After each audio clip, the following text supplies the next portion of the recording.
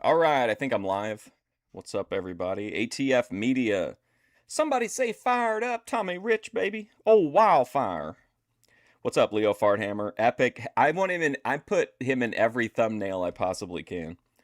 What's up, Izzy? What's up, Jerry? That is Jimmy Hart, baby. What's up, Cody Turbo? What's up, Virginia Wolf? All right, here we go. I saw you. I saw the post or the comment you made to McHenry saying that everyone was going to know who Luke West is. No, they won't. Luke, I'm going to do a new Luke West next week, but it's grim over there. All right, hang on a second. There we go. All right. Welcome to the wait, what happened? Here we go. No, wait. Okay. There we go. All right. All right. Welcome to the stream, everybody. We need some total crap. Well, apparently you'll watch no matter what I stream, ATF Media, so you're here complaining no matter what I watch. But today we're going to watch Memphis Wrestling, and then this afternoon we're going to watch a Mafia movie. I forget the name of it. Parbs recommended it. If you've got recommendations for next week's movie, put them in the comments somewhere, or you can tell me in chat, but I might forget.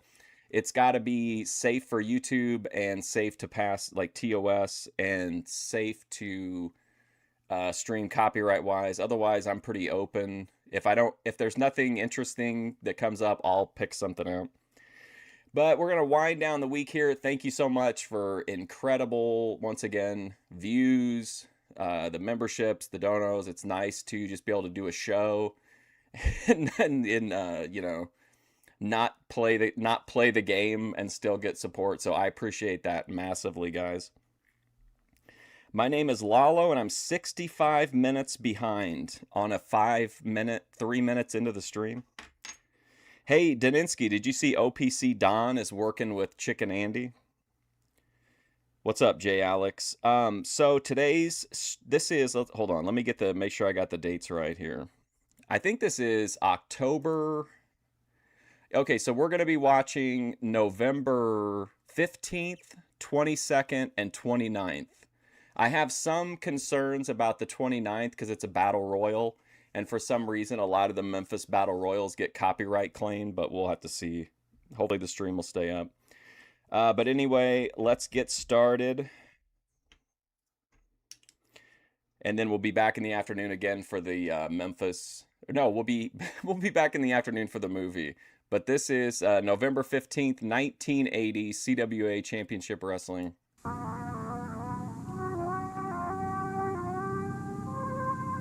I love the like distorted opening.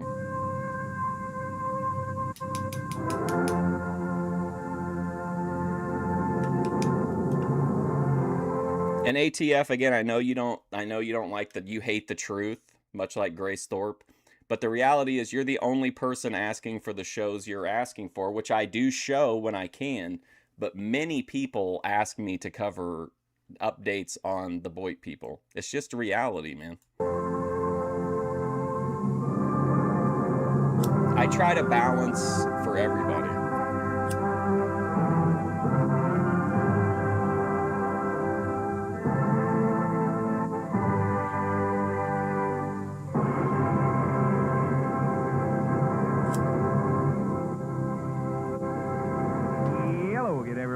Wrestling Dave Brown right along. Hold on, I gotta turn up my side of this. Hang on.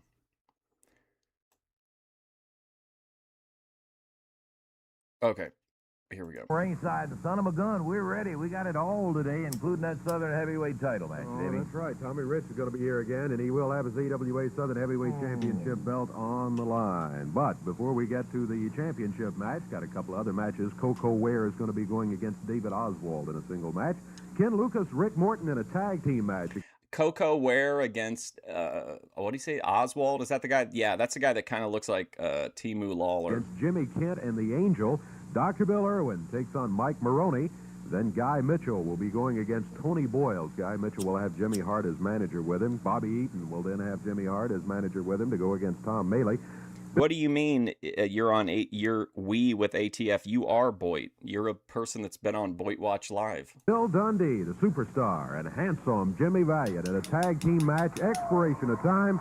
They'll go against Larry Latham and Buddy Wayne. My golly, that's going to be a day. I think it's because there's not a lot of. I think YouTube is kind of has been on a fall off content wise. I think they're just people are on edge. And we're looking forward to all of that action. As a matter of fact, we'll see it and more. Even Casablanca had conflict. You can try to be a peaceful utopia, but there's always going to be issues. You stay right where you are. We're going to get it all in. Better do it right now. We'll be back with the opening bout. Coco and David Oswald will be to that in a moment.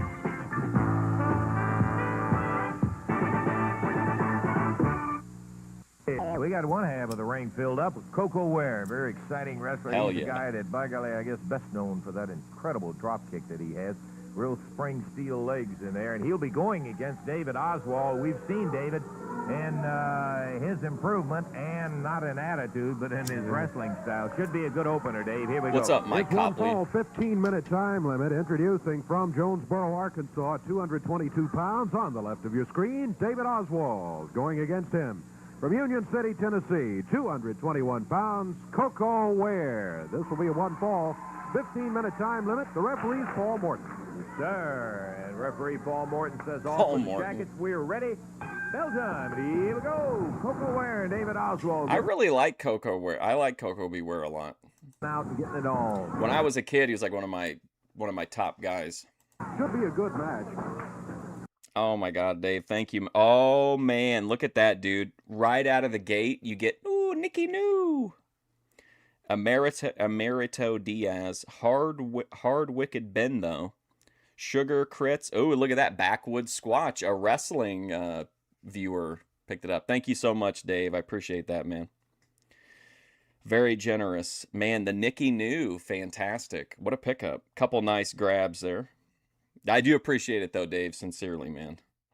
That'll go into my August dispensary liquor store fund.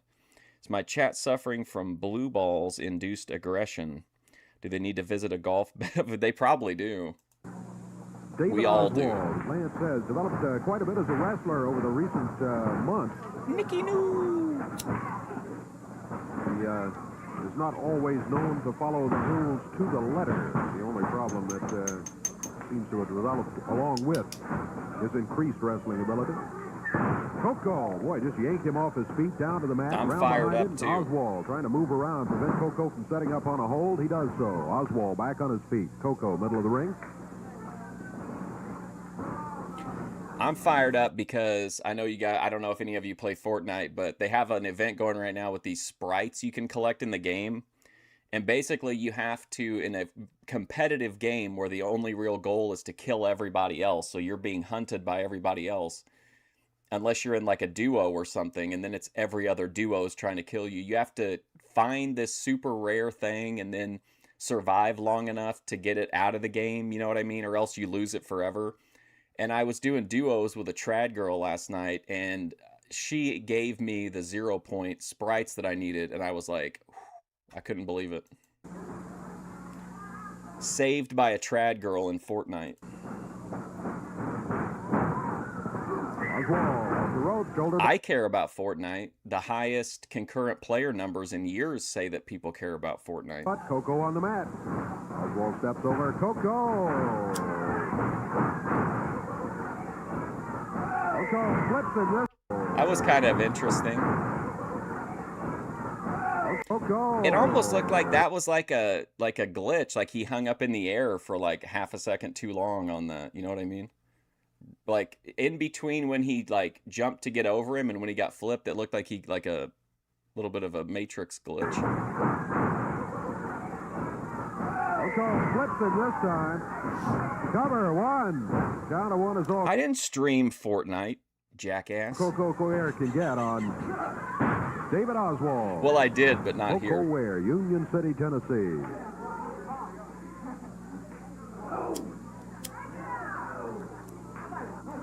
Minecraft?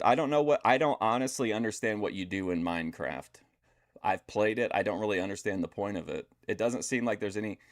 It's just building shit, and I don't really care for that. Coco put the stretch on that left arm.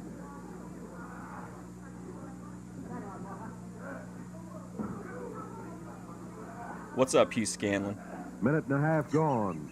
In a 15-minute time limit match, Oswald converts to a head scissors. Now it's up to Coco Ware to figure a way out of the hole.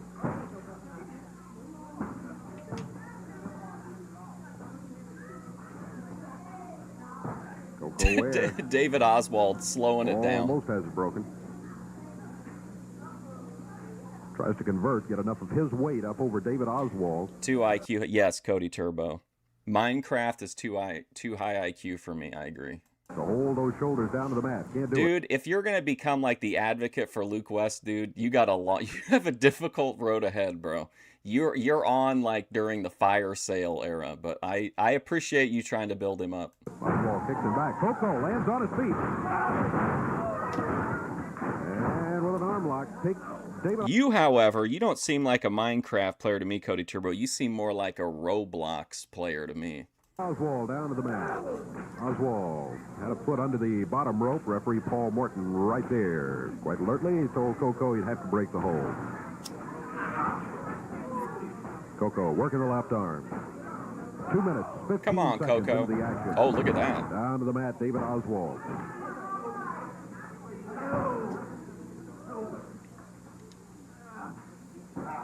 What? I'm not gonna get started on it. Coco, quite a bit of leverage. Pulling on that shoulder.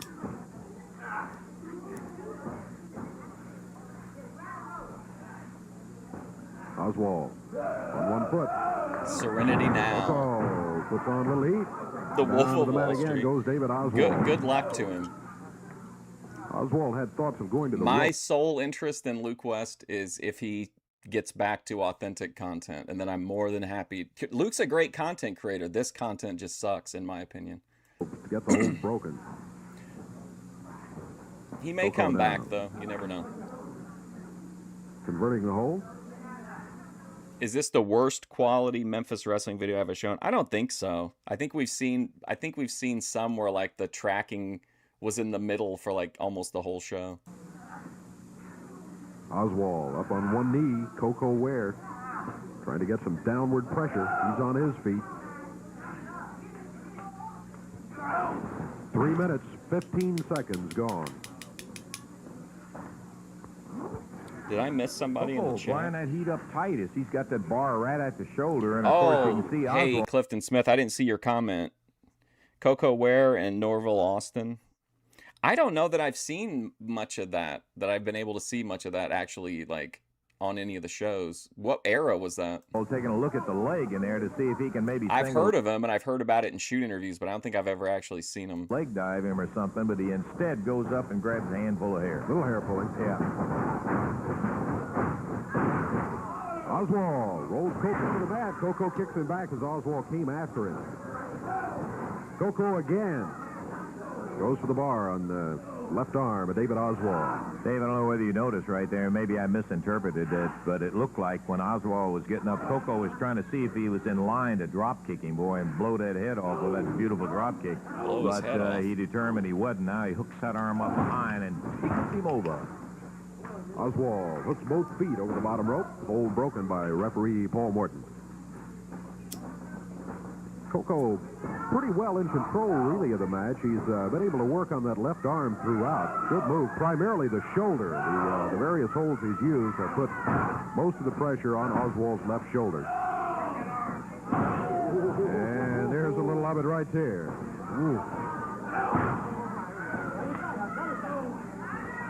Good tactics. Coco can use that shoulder, get Oswald thinking about that and nothing else. Match for the length brief in moment. 80 is just so much longer than, like, well, I don't know when it changes, but definitely like 86 and after, I feel like are much shorter matches. Then maybe unload with that drop kick. On TV, anyway. Size legs on that Ware. Yeah. Good. Nice. Best drop kick I've ever seen. Coco Ware. You just go straight up head high and blow your head off. Oswald got him back in the corner. That's the forearm. That's legal, except it's in the corner. Part of it is not what the referee would like to see. Upper part of the arm across the top of the head. Well, who cares what the ref would like to see? Catches himself on the turnbuckle. Oh! A drop kick, unorthodox, but a drop kick. Count of 3. Coco Ware kick. Again, catches himself on the turn. Like to see, upper part of the arm across the top of the head. Coco whipped across the ring again, catches himself on the turn. Oh, wow. A drop kick. What's up, Jeremy? But a drop kick. Count of 3. Coco Ware gets himself a win. That was not your standard drop kick you'll see from Coco, but he's fired off those turnbuckles, kicked Oswald down to the mat, got him for the count of 3 and the win in 5 minutes. What do I think of Danhausen? I don't like him. I don't get it. But I mean, it's impossible to kind of argue against him. I mean, he got over, but is it? I don't know. I feel like he didn't really get over in AEW, but they used him so poorly there, just as a wrestler, as opposed to like an on-screen character. But yeah, I mean, I don't like him. I don't care for it, but I'm not negative against him. I just don't get it. I don't find him to be entertaining. 15 seconds. Dave's trying to shake the cobwebs out of that one because he had one nice whip. He fired Coco in, but Coco, as he was whipped into the corner, the momentum carrying him in there, he jumped up on that second rope and What's just up, Go turned around Hogs? and drop kicked off that dude. Caught him coming hard, and it was kind of an impressive thing. And David Oswald, who had it going his way up until that moment. Yeah, I'm not arguing with his success. It's just not for me. One thing that is for me though, I am interested. Not enough to watch it, but I mean, I am interested in Gunther versus Nick Aldis. He ended up on the bottom half of that 1-2-3 count. Coco Ware is going to pick himself up a nice win in action against David Oswald. Hey, we're not going to take a break right here. Back-to-back matches. Let's get back in there with a tag match. We're back again after ringing the bell, and we'll be looking forward to seeing champion. If I was booking WWE, who would be the champ? Penta, Dominic Mysterio. I don't know. I guess you could put one of the belts on Gunther and then just forget about it for like 2 or 3 years, but I would elevate Penta, Dominic Mysterio, Kendall Gray. I can't really think of anybody else that's... Who else do I even like in WWE? I like Mike Santana, but I think he's going to NXT first. It's Kenny Lucas and Rick Morton coming in here against Jimmy Kent and the Angel. Ken and Rick wearing their AWA Southern Tag Championship belts, which they regained from Irwin and Latham. Okay, Dave, let's have the officials. Tag team match. Yeah, Braun Breaker would be good. 15-minute time limit again. I don't know as champion right now, but definitely is like, give him like a really dominant IC run. Total weight of 400. And then he would be ready to take over like a little bit down the road. 67 pounds on the left of your screen from South Carolina. What's up, Scott? Jimmy Kent. From Portland, Oregon, the Angel. Going against him, total 414 pounds. From Las Vegas, Nevada, Ken Lucas. And from Nashville, Tennessee, Rick Morton. This match one fall, 15-minute time limit. Referee I think somebody that could be interesting, but I've never really seen anybody book him properly, is the dinosaur guy from Dino Douche from AEW. As long as you didn't have him talk and you could just have him like work within what he can do, I don't know that he would ever be a champion, but I feel like you could build him up for a run against a champion that could be fun. Terry Calhoun. Okay, the belts come off, obviously a non-title bout in this one fall 15 minutes, and while sometimes we do make an exception by agreement of both parties that it will not be 160 for... I mean, this will be controversial too, and people might say it's just because of the TNA thing that aired, but it's not true. I said for a long time, I don't know why WWE or AEW didn't give Jarrett some kind of a run. AEW kept teasing it, but then they never actually did any real storytelling with him. But I mean, he's the last outlaw. Why not give him like a spectacular, send off? And he can still get crazy heel heat. Television, never 115. They don't have it's not like there's a bunch of people that are on the cusp of breaking through. So like spending a few months to tell the Jeff Jarrett story, I don't think would be that, wouldn't be that burdensome on the rest of the roster. Time. Well, I don't say never. I'm sure there has been. Here with a tag match, Jimmy Kent starts out against Kenny Lucas. Kent back into Jarrett the rope. won't commit. Well, that could Kent, be as he true. went out there, looked like he was trying to hook the leg and take him backward. But Kent got out. Nice. He went behind and really turned him over. Nice takedown. Ken Lucas on Jim Kent. Jimmy Kent wrestling with a big muscle man himself, the Angel. Boy, he's strong, powerful, tough. Hip toss, Kenny takes him up and over. But Kent will give you headaches too, Dave. Boy, he can move. he can turn it into a back alley brawl when he thinks it's necessary. Tag on to Rick Morton and the youngster out of Music City, USA. Really a fine junior heavyweight. Goes over the top, stays right with Jimmy, bears him over and down. Once. Did a beautiful job. Rick hanging on to that side headlock on the mat. And if we're strictly talking, how do you make interesting wrestling stories for WWE that will draw money and will get coverage? I mean, there's one guy. You just have to... We've had the discussion already this week about separating art from the artist, but how much longer does Vince really have, you know, of being alive? He can't wrestle, obviously, but imagine him coming back to, like, either just rail against the company in general or, like, you know, being like I don't know, maybe they'll put him back with Austin. They could put him back with Austin Theory or something. But I feel like Vince being alive and it being a different atmosphere than it was a few years ago, I think people will be much more open to him returning, and he's the greatest heel of all time. So, you know, that there's money to be made there. Nice leapfrog over Ken. He goes at him. Next him one. The referee. Yeah, he won. Or even better, spend the money to bring Jarrett in, and then on the eve of build him up, like tell this amazing emotional story, and then have Vince come back right before he gets the big shot and shut it down and say, not after you held me up, but you bastard, I'm friends with Ari Emanuel. Evidently, I couldn't see whether he had a forearm or whether he caught him with a fist. The referee warned him about the double left hand. Kenny comes in, nails with that knee lift right in the midsection. Kent draws it back, and the referee steps in. Ken took him down. Boy, the action has been so quick. Keep up. We'll just let you look at it. Angel in the corner trying to find a spot to get a tag, but he's still too far away. LA Knight, I agree. I think they dropped the ball on him, but you know whose fault it was Punk. LA Knight was right there, and then Punk came back, and that was it for LA Knight, I feel like. Plus, he just has bad luck with the moves. But I would push LA. I didn't even think about him because I don't think he's even on their mind. But I would definitely give LA Knight a title run. Vince McMahon and Vince Russo. Fuck it. Why not, dude? Why not? At this point, if it's that or watching whatever this is, I bring back anybody. Bring back Doc Hendricks. Bring anybody back. Rick Morton, nice exchange. Vince World Order. And had it been nice to see that smooth machine of Lucas and Morton develop as What if he brought, remember that egg that he had on that they did a storyline around the egg from that Netflix movie? That'd be amazing if McMahon came back with the egg. Months have gone by. One of the all-time fine tag teams that working together and so necessary. If you're going to consider being champions, you've got to have that team worked out. You got that right. Kenny Lucas staring down the barrel. Jimmy Kent deciding to stay in there with him. The Angel leaning out, saying, hey, here I am. There's the tag. He wanted to try to go for an advantage. He did, and with a side headlock, he passes it off to the Angel. The Angel with that support glove in there, which gives his wrist support, according to him. Look at Lucas reverse it. Nice.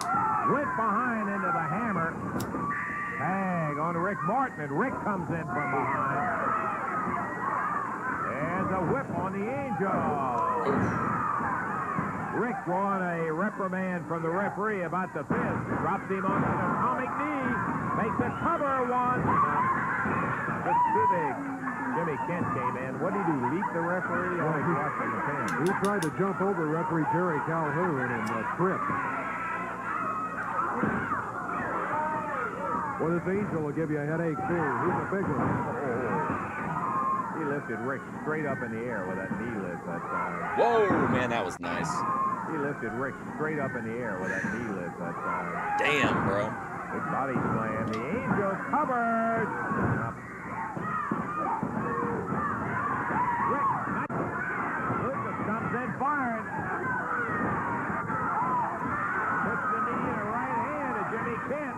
Angel is the legal man in. We're about 3.5 minutes into the action. A 1-fall, 15-minute time limit match. 3.5 gone. Good reversal there on a nice fake with Kenny. He started to go on the outside, came back over with it, and got the Angel in a position where Rick Morton takes over. Damian Priest, I don't know. Tag out. I don't have any feelings about him, really. I remember he kind of got over for being being the bisexual Undertaker, but I've never really seen him do anything that's that, like, bad or good. He's just kind of like there to me. Here comes Jimmy Kent in the ring. Jimmy. Referee was over there quickly to see whether he was going to the tights or any kind of an object, but apparently I liked it when he won the wasn't. title because it was like so out of nowhere. Talk about your veterans. Jimmy Kent's one of them. He's been wrestling for a long time. He used to be a manager of a team called the Bounty Hunters. Yeah. Rugged bunch. Right into the Southern Heavyweight title. Came out of Canada and really surprised everybody by coming up with new champions. Kent trying to go with a flying press, but Lucas blocked him and nails him on. The referee again telling Kenny Lucas now, watch it, watch it. Lucas on a whip. Kent catches him. He was going for a backdrop. Jimmy following it up. Kent takes a right of his own, and Lucas makes a good timely pass. Rick Morton whip.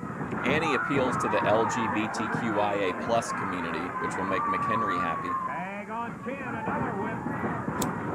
He goes for the sleeper hold. Kenny Lucas going at the sleeper while Rick Morton trying to keep. What's he, scared of Ricky Morton? Lucas with that pressure down the left side of the neck. Cutting the blood off. Jimmy Kent going down. And the Angel being held out of there by Rick Morton. The hell's going on? I thought this was the finish. That's going to be it. Yes, sir. Boy, that drug on way too long.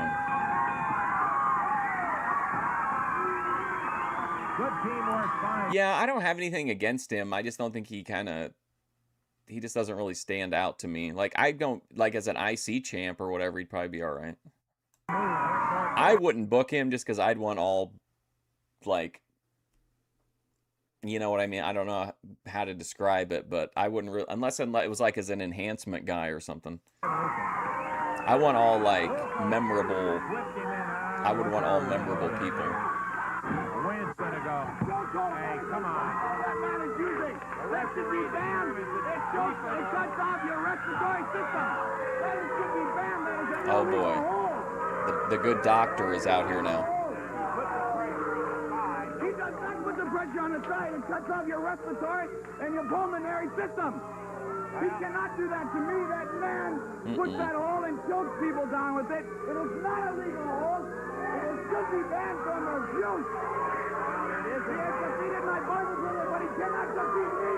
Where is he? Get him out. Yeah, Southern Six's dad is in the ring, and then Southern Six's grandpa is in the ring at times. I don't know if he reffed that one or not. I challenge the man right now. Come on, Bill. Listen, now come on. No, Come on, no. Bill. Hey, come on, take your roll. Listen, take your roll, but wait, you got a match coming up, and we'll get to it. Coming up, and I want him right now. No, you I don't don't get want him no right now. jabronis out there. I want my You man got right a now. Jabronis. Yeah, let's take a break. And I we're want gonna him be right back. now. Yeah. Where is he? Southern Six. Is this guy a wrestler? Is that clavicular? Ready, back into action here in just a moment in the ring, right on Channel 3's Championship Somebody Wrestling. say Wanna fired remind up. you Oh, folks wow, around fire. Ratcliffe, Kentucky, first time Championship Wrestling coming that way. It'll be on Thanksgiving night. Hey, baby, Thursday, it's me, November the Luke West. 27th, Big 8-man tag match. Handsome Jimmy's going to be there. Dr. Bill Irwin and all of that. All right. Now, Tuesday night. Give you a chance to talk in just a minute, gentlemen. Big action coming up. Yeah, I remember. I don't know who he's dating now, if it's the same person, but I remember he was dating somebody. I'm just saying it appeals. He's a character that appeals to gays. That's all. There's nothing wrong with that. You need you know, you need to market to every demographic if you want to rake in the cash. We've got CWA World Heavyweight Championship match with Billy Robinson and Guy Mitchell. Tag action match with Tommy Rich and Bobby Eaton. Jimmy Hart at ringside against the Superstar, and his partner is going to be the former World Junior Heavyweight Champ Tony Charles. And we've got Is that Bobby Eaton? Another match we'll be telling you about between the Irwins, yes, 2 of them, against Lucas and How Morton. old was he here? 22? You know, for all them people out there that might think about changing, don't tell them not to change, Lance, because something's going to happen to Ken Lucas.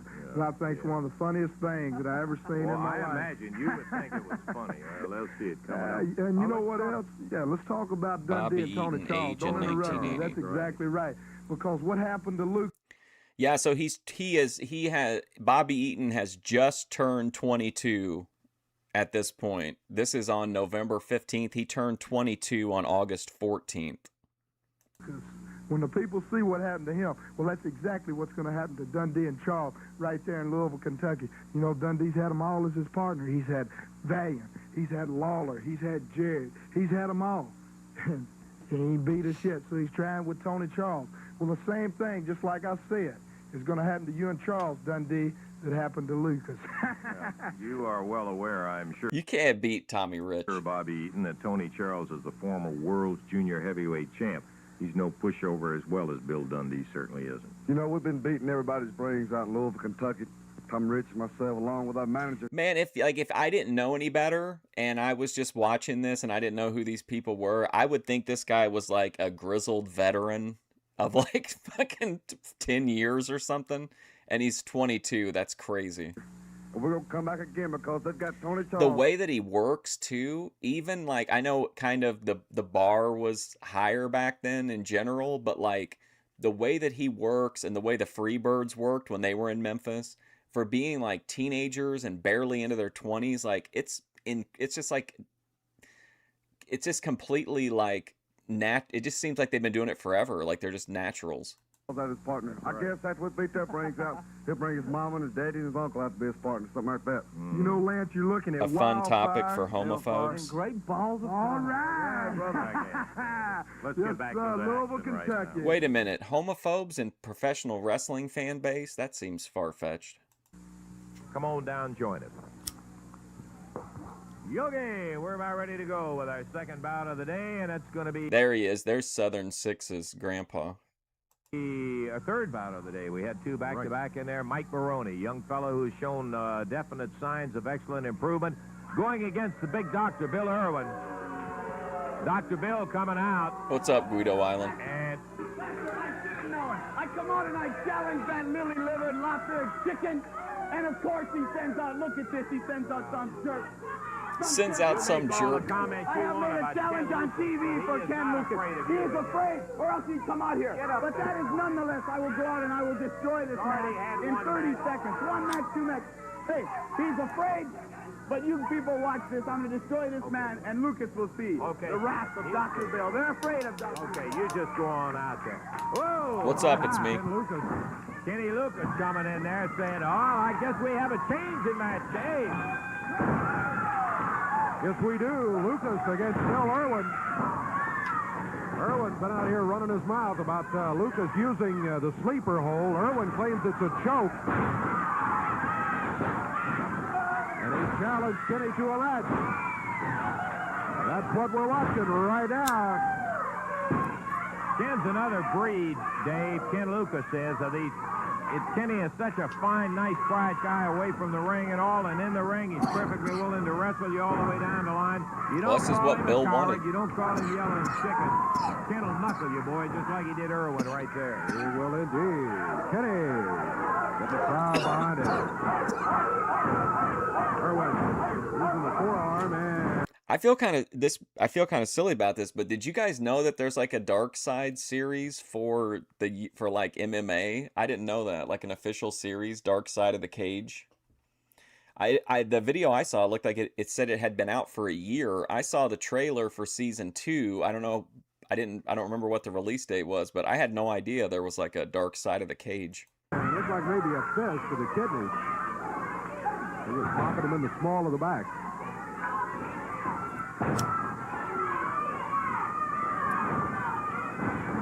Lucas into the rope. Irwin catches him with a knee coming off of there. He'll carry up to those knees and feet. And the feet, yes, sir. Cover, 1. Down of 2 is all he gets. Ken Lucas picked up. You don't like the MMA one? I've only seen the documentary they did about Pride, and I thought it was okay. I saw it here on YouTube, Humble King. Just search for Dark Side of the Cage Season 1, and I think they're all uploaded on different pages. Up in the air by Beller. Body slam. Drops with the arm. A cover. 1, 2, again. Ken Lucas breaks it up. It's a 2 count. Kenny's a tough one to pin. I like that they're not afraid to admit that early MMA had a lot of fixed fights in it. People don't like to talk about that because it like tarnishes the images of their, heroes of that era. We've never taken a thing away from Irwin. He's big and he is tough, boy. Oh, no, definitely not the same people because those people are like wrestling obsessed. So I don't think it's the same people. There's no question about that, but he is underestimating this gentleman. He's in there again. Knee lift by Lucas puts Irwin on the mat. Irwin holding on to that bottom rope. Referee Paul Morton calls for the... I like hardcore wrestling. I went for years, traveled around to watch deathmatch wrestling, but I feel like now I had my little run with it, but I feel like now I definitely would prefer like strong style. But anything with Necro in it is going to be a good match, but I do really like that match. We've watched it probably half a dozen or more times on here. Any match Necro Butcher had, even if you were in a crowd of fucking 5 people, was a big fight. Like, dude never even like held anything back. It was always big fight atmosphere. People wanted to wrestle him because it would sell DVDs. And like it was just like a big deal to see Necro. Like every time he wrestled, it was like a big deal.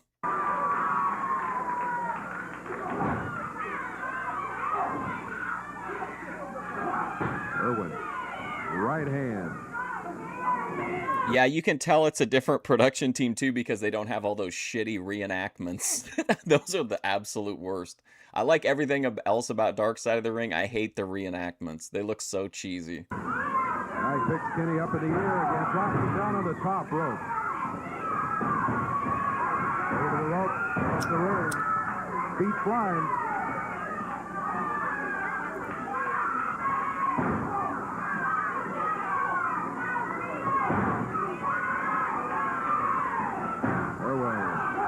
Tank Abbott. Battling back out of the corner. I like any kind of match as long as it makes sense now. Back in the day, I was just so bored with like the indie-rific type matches that were taking place in the early 2000s. Like they were really good athletic contests, but like there really wasn't much behind it. Like a lot of the deathmatch guys, it just felt like it was at least like something different. It was people trying to do things that had never been done before instead of just repeating the same 6 spots over and over again. Like, I don't know. I know some people just say it's garbage wrestling, but I don't know. It for me at the time, it like kept me interested in wrestling because it was so different.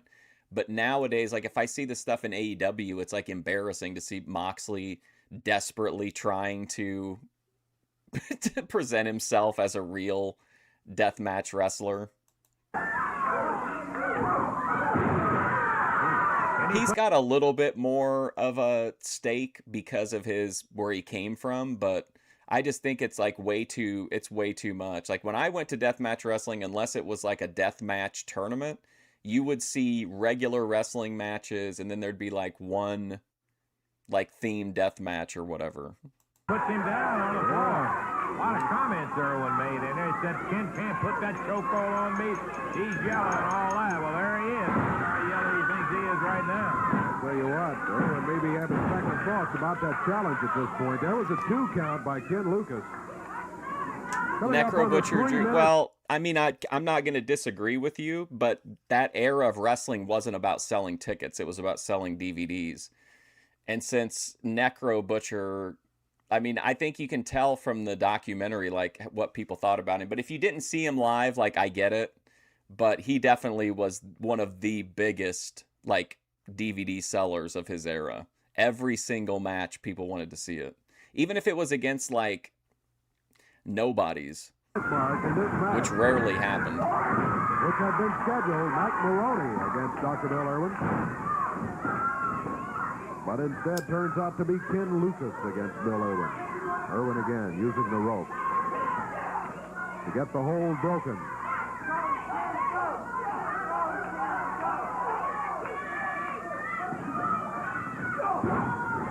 Irwin, forearm, and the knee. Yeah, because like sold out shows back then were drawing like 200 people. Like there wasn't really much. I don't think ticket selling was on anybody's mind for the most part as a promoter.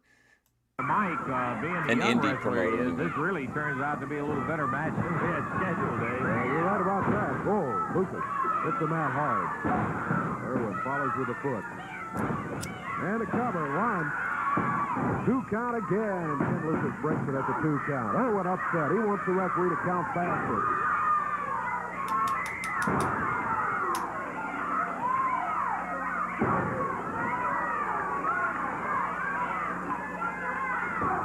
Ken Lucas drives it back into a corner. Flips it back out, center of the ring. Drops to that lower leg and a cover. 1, 2. And Bill Irwin breaks it at the 2 count. And he tries it again. Trying to soften him up. Hold him down to the 3 count. Couldn't do it there either. 4.5 minutes gone. I would not book Veda Scott for anything at all. At all. Front face lock by Kenny holding Ring Irwin rolls. down. That's a good move because of the height that Irwin has. If you can bring him down at that kind of level, you're in better shape. And the ropes over there. Both of them go down. Kenny with his shoulder brought. Irwin is just so big, and with that momentum, both wrestlers hit the mat. Referee Paul Morton calling the count on both of them. Now both on their feet. Kenny Lucas, right hand to the top of Bill Irwin's forehead. Grab a hard sleeper hold. Said he couldn't get on him. Kenny Lucas with the sleeper hold on Bill Irwin. What? I don't like Veda Scott. Now the audience there jumps in the ring. Who's this guy? Pounded Kenny. He's got Kenny cut open. I hope eventually they make a Dark Side episode about Larry Sweeney, but because of the nature of how everything went, they probably won't.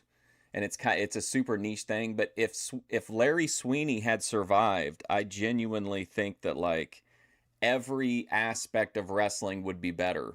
I think instead of Pockets being Tony Khan's mascot, it would have been Larry Sweeney. And I think he would have fundamentally changed how the Chikara guys developed after they left Chikara and shit like that. I just think Sweeney surviving would have completely altered AEW, like massively. I'm a misogynist. Veda Scott is just boring. Like she's of no, I don't have any ill will against her, but she just doesn't do anything. She doesn't provide anything of value. She had 11 seconds of dead air when she was directly asked a question on the last one that we watched. Like, she's just not for me. I miss the other guy, the big guy, Zach Amico. The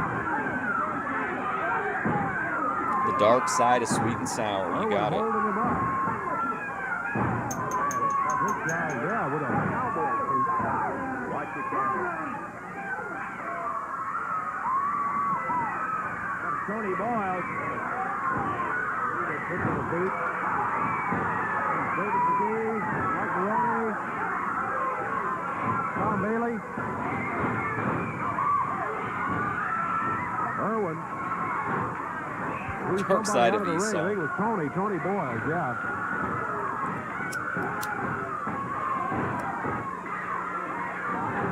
Some joker jumps in and nails Kenny with a boot and busts his head open in there, and they're trying to get it separated. She looks like a women's studies teacher. She's not aggressively bad on commentary, but she just doesn't seem to know what's happening at any given point in time. Here comes Dundee. Here comes Rick Morton. Oh shit. Rick with a chair.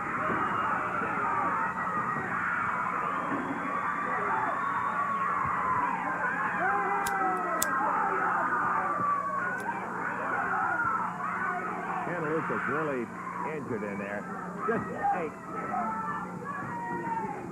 Eddie, let's just get this guy out of here. He's got no business in it. How you like that? Yeah, I don't like it. The doctor has done it again.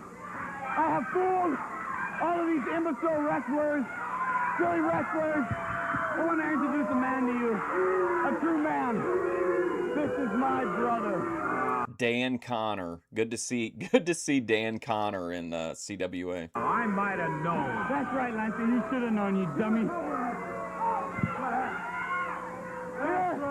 He's the finest man professional wrestling today. Elderly referee Paul Morton has completely lost any semblance of control over this. There is no man that can legally use that sleeper because it is an illegal tactic. To choke. My brother here noticed this, and this is why he must have hit the ring. Because in all the fights that we had, up from we were little kids, little itty-bitty kids. We were never itty-bitty, but we were little. He never interfered in a fight that I was involved with. This is your brother That's right here. Only Gender when studies Veda it was Scott. not a fair fight. Here's everything they do. People know that the sleeper hold has been banned all over the country and the world, that you allow it here. You put on my brother like that to lose his title. That's right. He had me down here to make sure that none of these illegal tactics will be used anymore against him. The referee. We're here to set things straight, get it right. We talked about that earlier. It's not illegal as long as the referee says it's right. It is an illegal hold. Blind old man refereeing in there. Chokehold. Wait a second. It's not illegal if the ref says it's okay, so we're just ignoring the rules. It's whatever the referee wants to do. And it is not legal. From now on, the good doctor and his big brother are here to take care of all the little geeks and freaks Veda was SoCal Val. They're pretty different. out there that want to try and get in the ring with the good doctor and his big brother. So don't even attempt, don't even think, don't even try. Okay, well, why don't both of you just Fuck get the out of rules. here and- That's what he Hey, said. don't talk to your own brothers like that.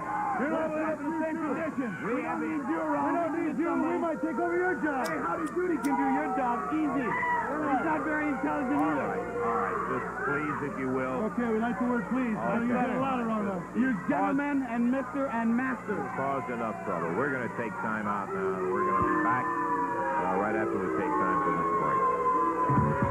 But Daninsky, if you noticed, it was an illegal choke. Unfortunately.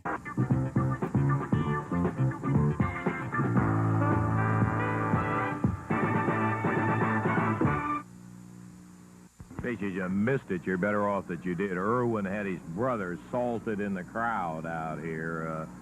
He had planned the whole challenge thing with Ken Lucas, hoping Ken was going to accept it, knowing that Ken doesn't put up with that stuff of being called yellow. What's and up, all Chris that. Davis? And then when Kenny had the sleeper hold, despite what they say about it, he comes rolling in there, and brother jumps in there, pulls the boot off, and kind of messed Kenny up. They got that separated. Typical of the big doctor. Well, here he comes. We got another Southern heavyweight title, so let me get out here in front. Tommy Rich. Tommy Rich and his continuing quest to give young wrestlers.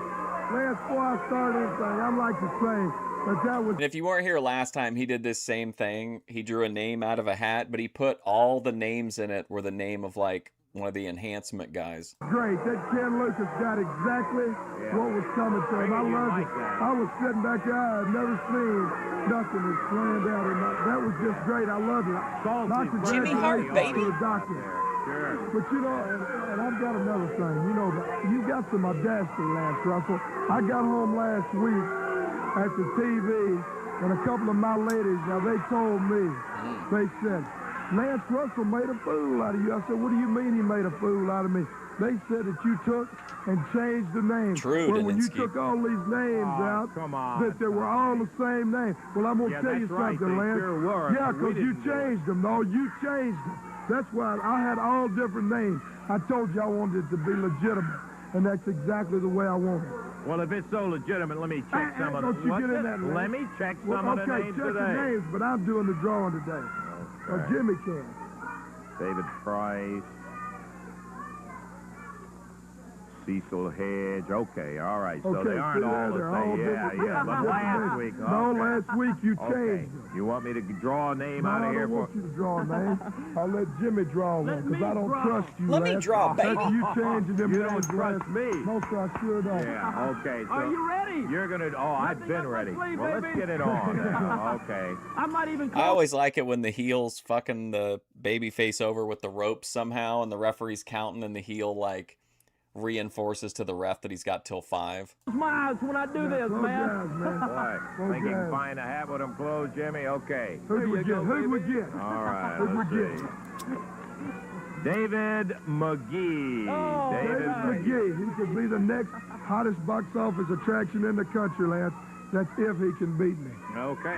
Southern heavyweight belt will be on the line. David McGee will Where's be he the at? I'm opponent. ready. I feel Well, good he'll today, be Lance. in I there in feel a really minute. good. Okay, we Where had you them at, all McGee? lined Come up on, back boy. there. He was one of the ones that are lined Come up on, to boy. see who would be selected. And, of course, if you hadn't seen Tommy Wildfire Rich saying that he didn't want to face some of these old-timers and over-the-hill gang. Has-beens He like wa- Jerry Lawler, Yeah, I know. Bill Okay. Dundee, He wants Jimmy to give the Valiant. new wrestlers a chance at his side. Sure. I want to give these guys a chance to make a name for The themselves. chance of a lifetime right now. The fact that David has just been in the business a He must relatively be scared. short Where's he period at, of Lance? time. I don't know. He'll be out here. We're supposed to have all of the Over wrestlers. here hollering about.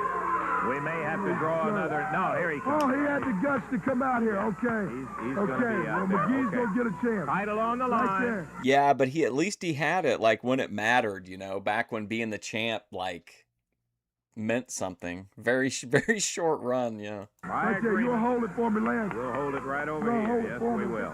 Right there. David McGee has the chance Hold on to that, Lance. at that AWA Southern. We're getting quite a collection over here, Dave. Okay. Here you go, Dave. Hold that for me.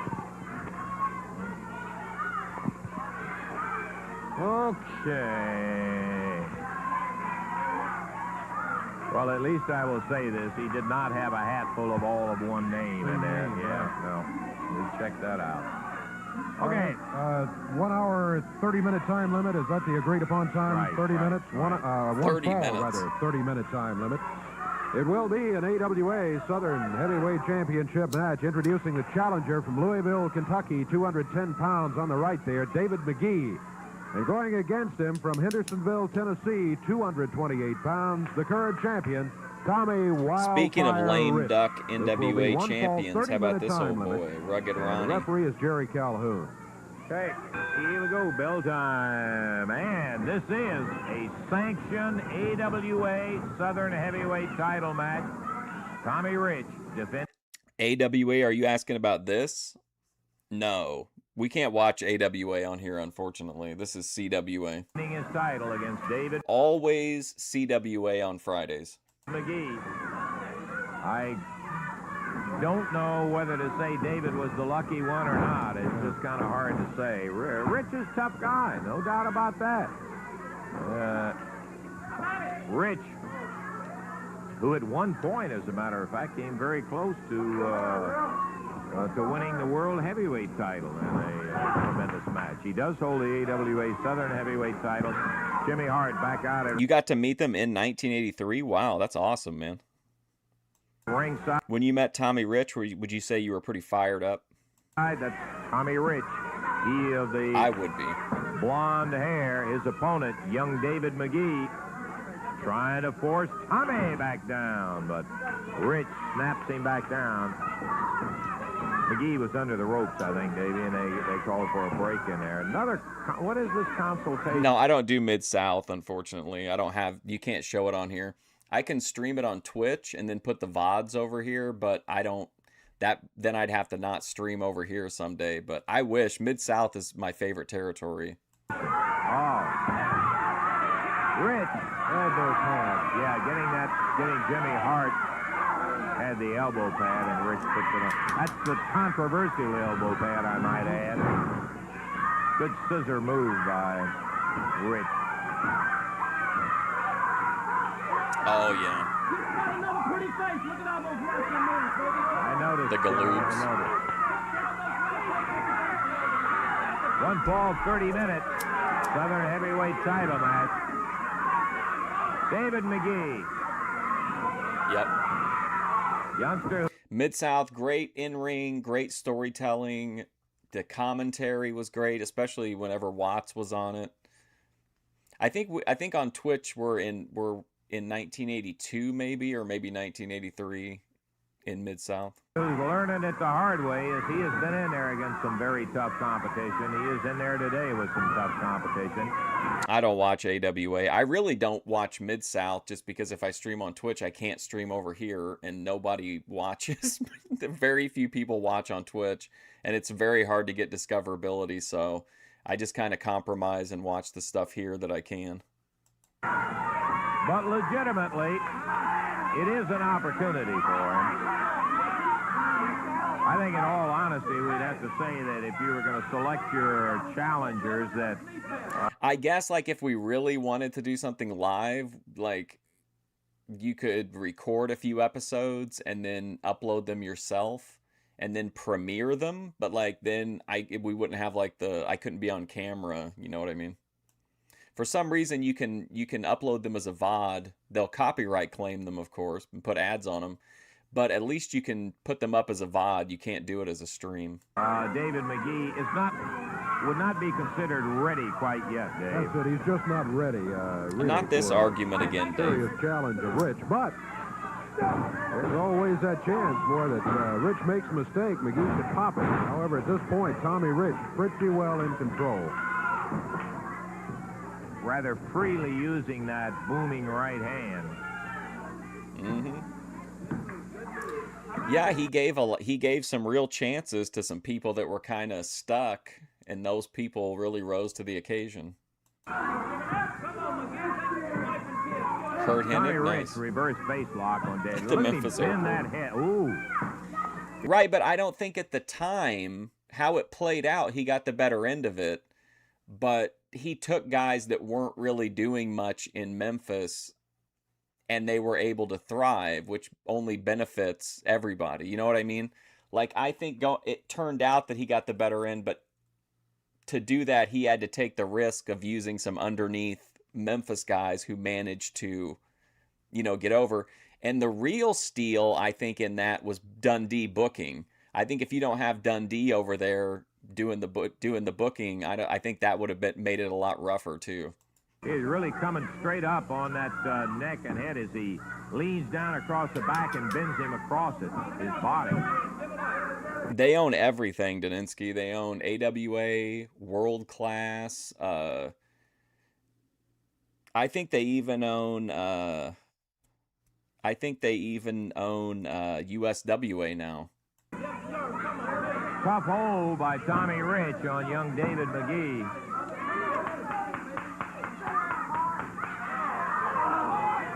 Because that's what got everything over was the booking. I mean, the talent was amazing, but like it's the people in Mid-South, and from what I've heard in the podcasts and shoot interviews and shit, had never seen, like, everything Bill Dundee had to offer him was like completely new to them. But in Memphis, it had been done like a million times.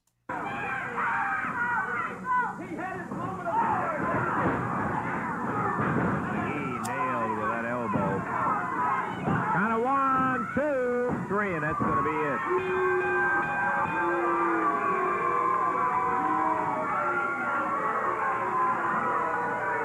the time on the championship match.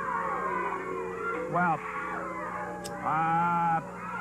to the credit of the champion. We don't got but about 2 names left now, lads. About 2 or 3 names left. Okay. Tommy Rich. I think they do own UWF. If you're talking about Watts' UWF, I think they do own that. Retains the Southern Heavyweight title against David McGee. David gave him an effort in there. He just, as I think we said, that he just wasn't ready for that caliber, particularly a championship match like that. And so. Oh, but you're talking about Herb Abrams' UWF. No, it doesn't own that. Rich, having selected his own list of challengers, and I assume that he's going to try to impress everybody by going through the entire list and all. When does he come in? When does Billy Joe first show up? The title stays with Tommy Wildfire Rich. We're going to take time out, a little intermission. We'll be back in just a moment.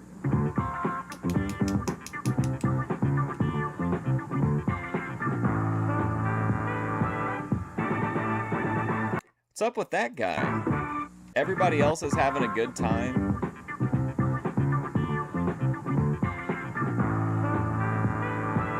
Police say this was the man that murdered 6 individuals. Still got plenty of action coming up here on Channel 3's Championship Wrestling. We're going to be back in the ring, as I think now you probably understand a little better about what Tommy Rich was talking about with Bill Irwin having his brother Scott salted out there in the audience just in the event he got really in trouble, likes and that he term. did with Ken Lucas. Hey, the entire card Tuesday night down at the Louisville Garden, Robert Gibson against Larry Latham. Sonny King going to be facing the magnificent Zulu. That will be some kind of a match you'll want to see. Bill Superstar Dundee. And Well, that didn't take long for Sonny King and Zulu to have a falling out. Tony Charles will be teaming it together, and what a team that will be to face Tommy Rich and Bobby Eaton with Jimmy Hart along ringside. A CWA World Heavyweight title match. Billy Robinson and Guy Mitchell will be going at it with more than just the title at stake. And then a match that has been added, and that is going to be one that will rock the roof. Well, the main question I have is there an increase in ticket prices? Roof off of the Louisville Gardens. Ken Lucas and Rick Morton going against Dr. Bill and Scott Irwin. You be sure and be there. See it. There may have been an increase in ticket prices since they didn't say otherwise. Group on hand today for Championship Wrestling, Davey. We've got a big expiration of time match coming up when the Superstar and Handsome Jimmy will be in here going against Larry Latham and Buddy Wayne. That'll be our final bout for this Championship Wrestling. We'll get in as much of it as we can. I don't know. We may end up here. Wow, I don't see him anywhere. I don't see anybody moving. I see the referee making his way in, Paul Morton. Referee Paul Morton, and Southern that's at least a good hearty sign as we start. It's been a kind of a variety of action in there today, but there's been lots of that. As we had a Southern Heavyweight title match, which didn't last too long. It was kind of one-sided. As Sonny King. No, come on, Sonny. We don't need any more interruptions. We've had all we need today, Sonny. So let you and I talk about it again another time. I don't need any more headaches. No, Les, I want you just to be. I come out here to disturb anything. Whatever you guys doing, go ahead and do it. It's none of my business, you know. Lance, I have a thing here. Yeah, I noticed. Okay. Lance, we've had our differences, and you must be honest, you've never saw me use this. No, Okay. I'll be Every time I've gone in the ring, I've had this with me in case, but I've never had any need for it because of it, Lance. I feel when you go out in that ring, God, that crowd. you're there for one thing and one thing alone. That's to win. Now, speaking of what happened between Zulu and I against Eddie Gilbert and Tommy Gilbert, there was a tag team championship match. Yes. The same night, and I'm watching the championship match. Unfortunately, there will never be an IRL Fusion Studios meetup. And I say this to Zulu in the dressing room. I said, we go out here, we beat the Gilberts, and we get a chance to walk up and demand a shot with whoever win the title tonight. He says, all right, that's what we want to do. Now we go out there. There used to be when I was on Twitch and stuff, but YouTube's just a completely different beast. We wrestled, and I thought we could have beat Eddie Gilbert in faster time than Zulu and participate doing it. I don't know. He's so proud of himself, and he's so proud of his muscles. Lance, that does not win matches, does not put money in the bank. What I'm talking about is serious stuff. Put money in the bank, winning matches, and winning titles. And he knew exactly what I had in mind when I brought him in, when I brought him here in this territory. Now, Lance, I never ask anybody to wrestle Zulu because it doesn't matter to me whether I wrestle him or not. For some reason, he demands that he should wrestle me. Yeah, I knew he said he wanted somebody. Okay, Lance, he's also made promises of what he's going to do to me. So now, Lance, what I'm saying to you, and I'm saying to all the people out there right now, is that I am accepting Zulu match. Any place in this area or any place else, I will go out and wrestle Zulu. See, Lance, it's one thing you can do. You can get out there and you can wrestle your opponent. You get a 1, 2, 3 count. There's a lot of people get out there, and I may be joking of it a certain time myself, but I never intentionally try to hurt anybody. I'm not avoiding the question. I'm saying it can never happen, unfortunately. The YouTube ecosystem is just so vastly different than, especially what Twitch was when I'm talking about, like 2013, 2012 on. Like, it's just not the, it wouldn't work. I've been here now for almost a year. I never broke one arm. I never bust anybody open. I haven't done anything at all to lame a person where they won't be able to wrestle the next day, because this isn't my style. Maybe the people doesn't like it.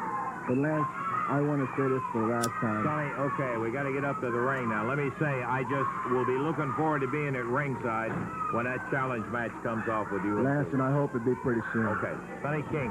Let's go to the ring. The official Company. introduction. Well, you guys can have one. I just can't be affiliated with it. But I would advise against it, given some of the overlapping, areas of YouTube that I cover. Coming up in here, Dave. Let's get to it. Expiration of time match. Introducing at a total of 482 pounds from Louisiana. Get some hookers? Well, that sounds good. Memphis, Tennessee, on the left of your screen, Buddy Wayne.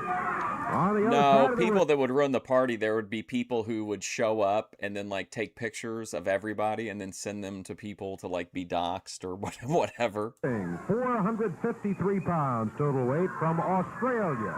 The superstar, Bill Dundee. Or like they'd call whatever the venue was and, ask them if they knew that Ben and Grace were horrible people and that that the streamer watched that stream. New York City, handsome Jimmy Valiant.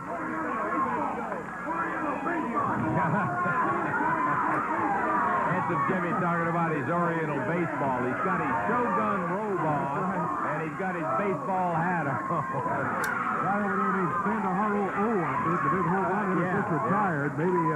There would be no police presence because if it was a fusion meetup, then she would be. We'd have safeguards in place for that. He's going to take over the winter league. Larry Latham starting out against Hanson. If Beth had somebody that was with her that was monitoring her, I don't think she would do that. She's just kind of wilding out in the basement. Looking forward to this one, and I can tell you, the championship wrestling audience here in the studio with us has been looking for it too. Latham, Buddy Wayne run together in the center of the ring. Jimmy's got him down. It's over. Wow.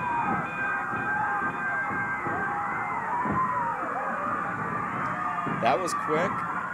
Oh, is this expiration of time? Are we gonna get another? Are we gonna get another fall? Incredible. As Latham came off the rope, Buddy Wayne was headed that way. Handsome Jimmy hit the deck. They ran together. 20 seconds. It's all over. The official time, 20 seconds.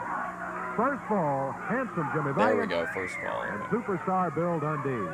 Buddy Wayne holding his hand and looking at Latham to where they banged together. Jimmy just went straight down and wham, right in there. And they ended up with a cover, and Bill Dundee made sure that Wayne didn't get in there by covering him also. Okay, the first fall is history, and of course, Handsome Jimmy and Bill are up by 1 fall. We're going to take time out. We'll be back. We have more time for wrestling. We'll get to it in just a moment.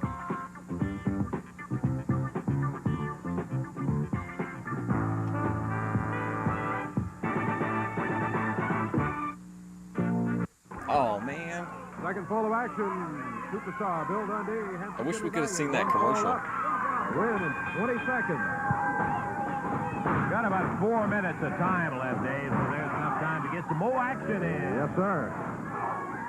That'll be, let's see, 12 times longer than the first ball if it should go to the time limit. Okay. I disagree, Cody. Dundee with a cover on Larry Latham. Referee tied up over by the rope. Beth's main focus, and I'm not trying to be a narcissist, but this is just the truth, would be to stay on my good side during something like that. Count did not start. Shorter than the first ball. She'd behave. But the referee was trying to get Buddy Wayne back, and by the time he got around there, Latham had kicked Dundee off. Here's Buddy Wayne in after the tag. Right hand to the rib cage. Forearm. That could work, Daninsky. If I was traveling to, Lex Express style, that could work.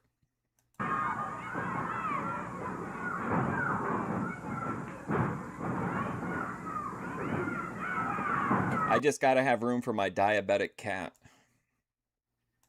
Buddy Wayne forcing Dundee back to the corner. Larry Latham right there from outside holding him up. Buddy Wayne firing those fists to the midsection.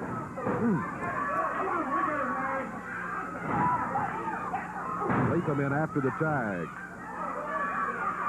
Got the right hand doubled up too. Down to about 3 minutes left in this expiration of time match. Covered by Latham. Plus, it's painfully obvious from her content. Beth craves a firm hand. Like she wants someone who will hold her accountable. Starts, count of one. Handsome Jimmy's there. Latham broke the cover, hits to the corner. Tags Buddy Wayne, who's in there. Right hand again, flying. I don't think so, Cody. I think that's sour grapes from you because you got shot down. Takes Dundee toward the corner. Tag on Latham and Louisiana Larry Latham. Latham doesn't stay long. He tags Buddy Wayne, an illegal tag, because Buddy was not back out on the apron. But he stays in there anyway. Hang on, Handsome. The fusion con. Handsome arm. Gets Wayne off his feet. Use that upper arm. Dundee with a cover. Buddy's got foot over the bottom rope. So the referee did not start the... ATF would just walk around to every booth and be like, "This stinks. This sucks. Where's Mark Paul Gosselaar?" count. Got about 2.5 minutes, Dave, of time to go in this expiration of time, second ball. Well, if she's pedo bait and you are literally obsessed with her to a core level that you cannot talk about anything without bringing her up, then I think that's like you're the one that's projecting in that case, buddy. Dundee and Valiant up 1 ball.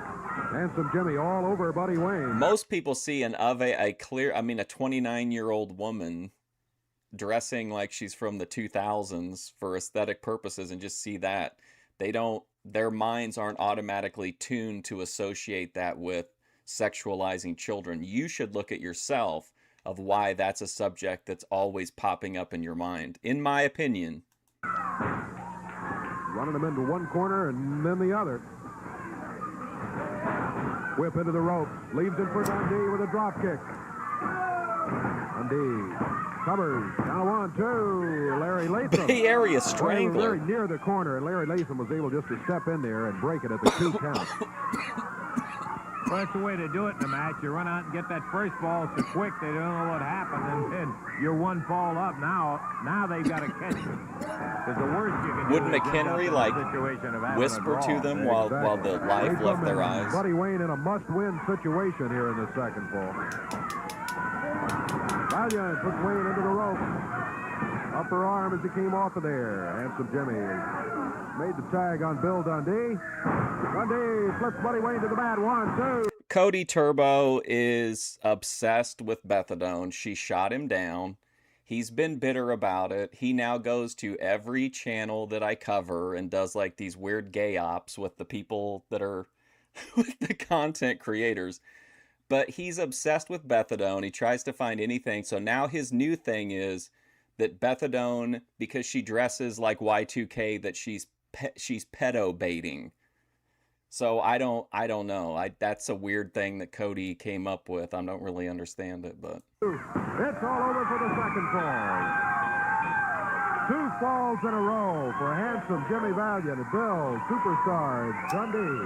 Time on it, 3 minutes, 6 seconds. all I'm saying is just because you personally have pedo stuff on your mind a lot and it's brought up when you see content, I see a 29-year-old woman. Like, I think it's weird that you would associate that with it. It makes me think like that, you know what I mean? As Chris Hansen would say, you realize how this looks, Cody.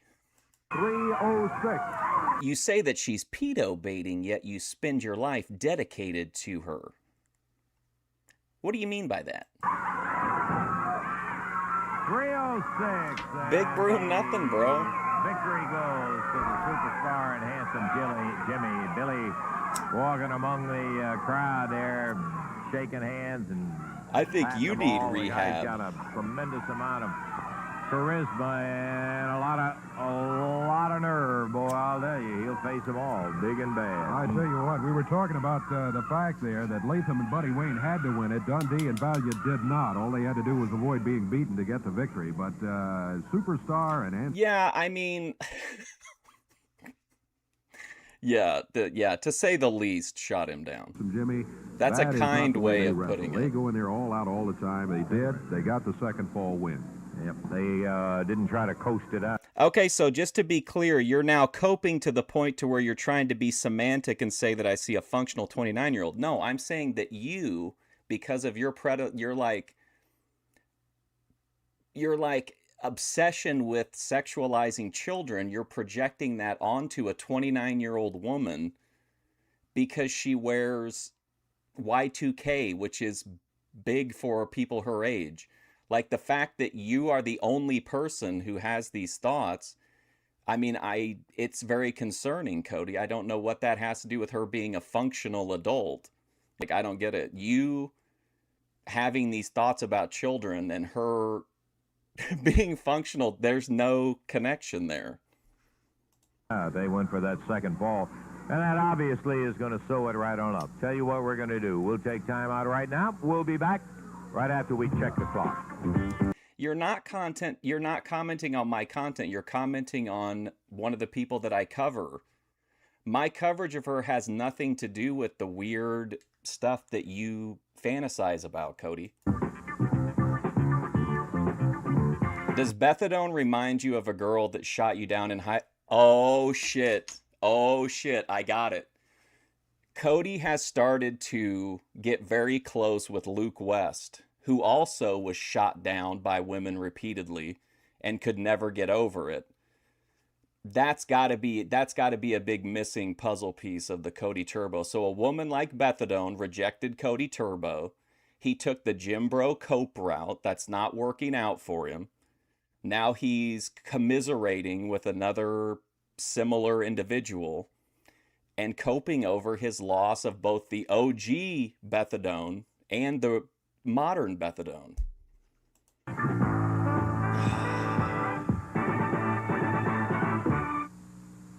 All right, back to Wave Country Championship Wrestling here. Which again has nothing to do with me. None of that has to do with me.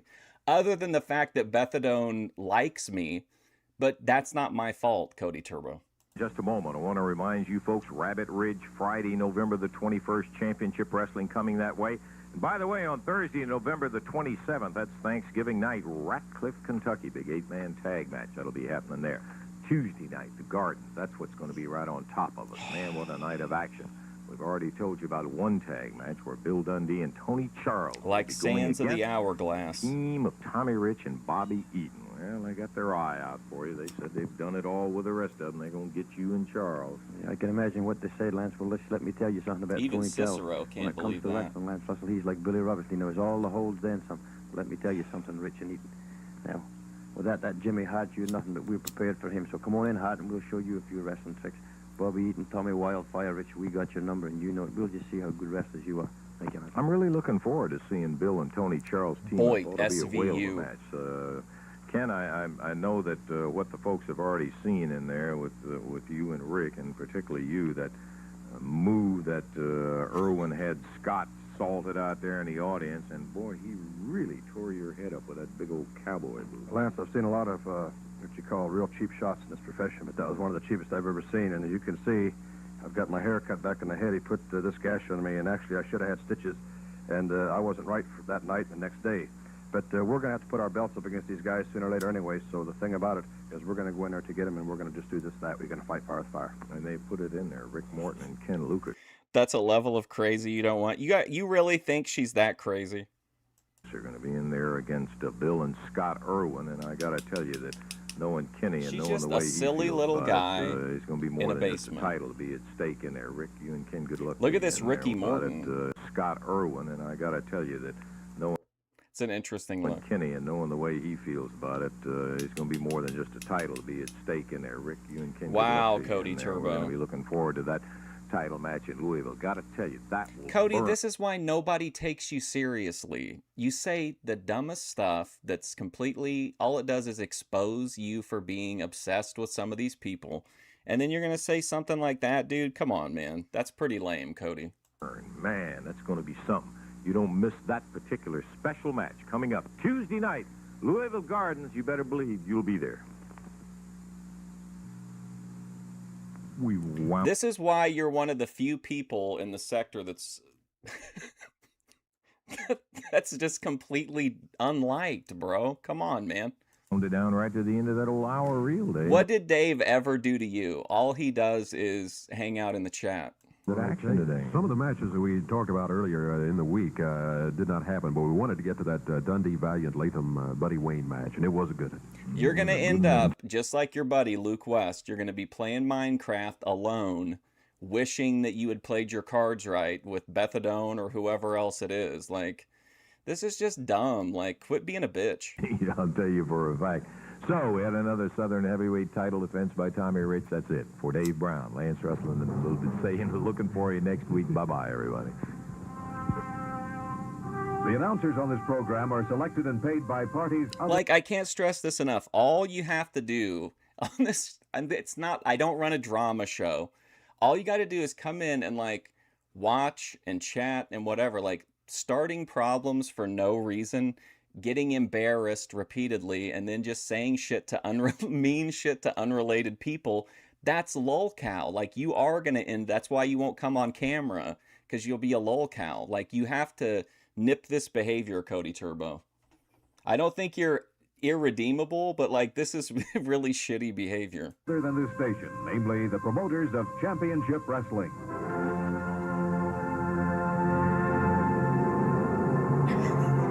Thank you, Bob Brown. True.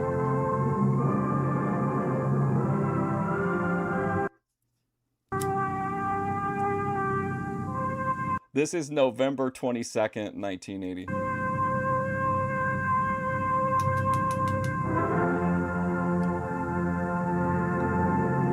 Cody Turbo will not have a wrestling match with anybody because he won't cam up. He's not gonna do it. He's unfortunate. I like Cody Turbo when he acts like a grown-up, but clearly he's into age regression, which makes sense with his earlier comments, and wants to act like a 5-year-old. You can't criticize Bethadone for her antisocial behavior when you can't function in a chat room where everybody gets along. Like, that's weird, Cody. Like, grow up, dude.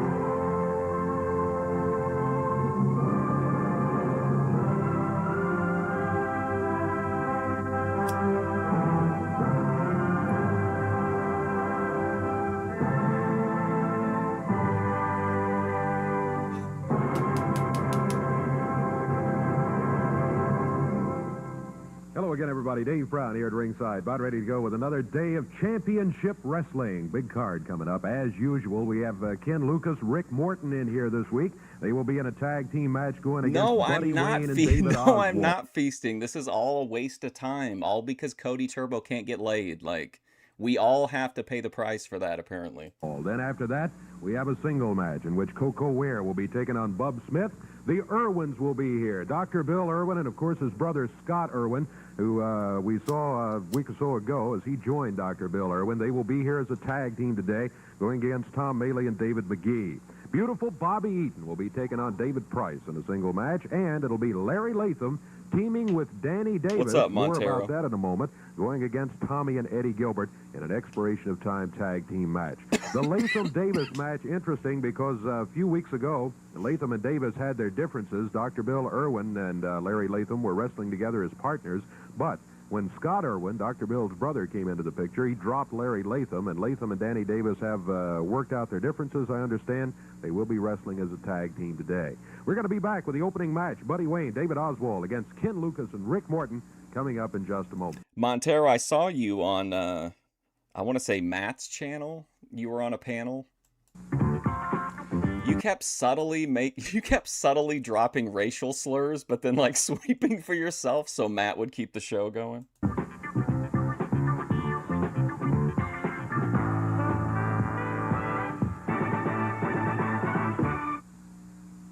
Got a tag team match coming up here. We're waiting for everyone to arrive, and while we're waiting for them to get into the ring, I do want to bring someone out right here. Lance taking the day off.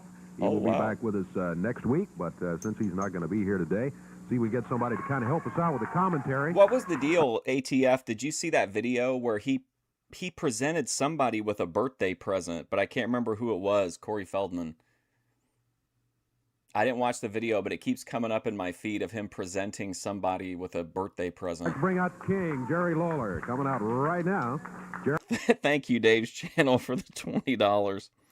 Cody Turbo showing who he really is, a loser, scumbag, douche McMuffin. Good luck rubbing them out into wool socks, the lowest of lows you've crept down to. How's your mom, Dave? Loser comment from a loser. Thank you, Dave's channel. I'm sorry you caught a stray, Dave. Jerry? Come on over, sir. Hi, Dave. How are you? Have a seat here. I'd like for you to join us for the program. If it's any consolation, Cody Turbo never even knew his father, so. And make whatever comment you feel you'd like to during all of this as we take a look at the matches. This is great. In other words, I'm taking Lance's place. Well, kind of, I suppose. Is he going to be here at all today? No, he will not be here today. He'll be back next week. Well, he called. He was on his way. He's trying to get here, but he stuck his nose out the window, and the wind caught it, turned the car around. We got Lawler. So he will be late. He may get here a little later on. He's trying his best. All right. We'll pass that message along to him. Everybody is climbing into the ring right now. Let's go with the official introductions for a one-fall 15-minute time limit match. Introducing at a total of 468 pounds on the left of the screen, from Jonesboro, Arkansas, David Oswald, his partner from Memphis, Tennessee, Buddy Wayne. Going against him, total weight of 414 pounds, from Las Vegas, Nevada, Ken Lucas. And from Nashville, Tennessee, Rick Morton. This is going to be a one-fall, 15-minute time limit match, and the referee is Jerry Calhoun. Rock and roll Buck Zumhofe. Let's see who's going to start. Looks like Oswald for his team and Kenny Lucas for his. The referee says ring the bell. We've done so, and Jerry, we are underway. I'm surprised that Ken's even in it. Have you seen the top of Ken's head from last week? No, I really haven't. Well, you may get a chance if the camera picks it up or whatever. But when that Scott Irwin hit him with that boot, it laid the top of his head open. It's one of the worst gashes I've seen since I've been in wrestling. I remember the incident well, no doubt about that. But Kenny's a battler. Boy, it's hard to keep Kenny down. That guy was just sitting in the audience last week, right? That's what I heard. Oh, that's true. The guy was sitting in the audience, and all of a sudden he jumped into the ring, and it turns out to be Dr. Bill Irwin's brother, Scott. Cody Wood. Wood. Screen the crowds here, Dave. No, sir. Okay, so Buddy Wayne is Nick Wayne's father from AEW, right? And then what's Buddy Wayne's dad's name? Ken Wayne, right? Tell you what, though. Ken Wayne is the guy who kind of looks like Porky, right? From the movie series Porky's. Strange situation. Boy, he's a big guy, too, this Scott Irwin. We're going to be looking at him a little later on. He'll be here with Dr. Bill Irwin in a tag team match. Ken Lucas back in after the tag by Rick Morton. These guys are doing something really important in tag team wrestling, is keeping the fresh man in. We call it quick tags, tagging in and out, and the object is to keep a fresh man in and then keep your opponent cut the ring in as long half. as he can possibly stay in, wear him down, so to speak. Exactly. I can recall some of the great tag teams of the past, the interns, the assassins, Lawler and White. Come on. Lawler and White. They did a deed. Keep the fresh man in there, and they were championship wrestlers because of it. Buddy Wayne. The wrestling book just went out the window. Yeah, I think you're right. Buddy Wayne in there. Hey, he's grabbed by Ken Lucas over the corner. Whoa! Ken says, welcome to our side of the ring. Slowed him down a little bit. Yeah. Ken Lucas with Buddy Wayne on the mat. Pants and high heels. Buddy back up on one foot, one knee. We're 2 minutes into the action. Took Ken over with a flying mare, and he still hung on to the arm lock there. Got him off his feet, but only briefly. There's a tag made, and Rick Morton back in. Well, I mean, he doesn't have anything else to say, Dave. I mean, you're pretty much like a universally liked guy in the chat. He can't really say much besides that. And, like, obviously he's never going to cam up, because if he did, he'd immediately be, you know, he would immediately receive feedback, and he can't handle that kind of thing. I mean, you're seeing what Bethadone rejecting him is doing to. He's like in a spiral. You know, I think the quick tag you're talking about. And eventually he'll do the same thing to Luke West and all these other people. I mean, he's going around doing all this like weird feminine behavior, gossiping, and all these different chats and stuff. And then all they'll do is find out that, like, this is what he does. Maybe especially important to a team like Rick Morton and Ken Lucas. It's a shame, Cody. I thought you were going to be a quality chatter, and instead just... Not the biggest tag team around. That's right. When they go in there, they're almost always outweighed and undersized against their opponents, and you can make up for the lack of size with speed and agility, and that's what they do. Buddy Wayne, there's some size right there. That telephone pole broad arm drove Rick Morton to the mat, but Rick, back on his feet, shoves Buddy Wayne into the turnbuckles. Oswald in after the tag.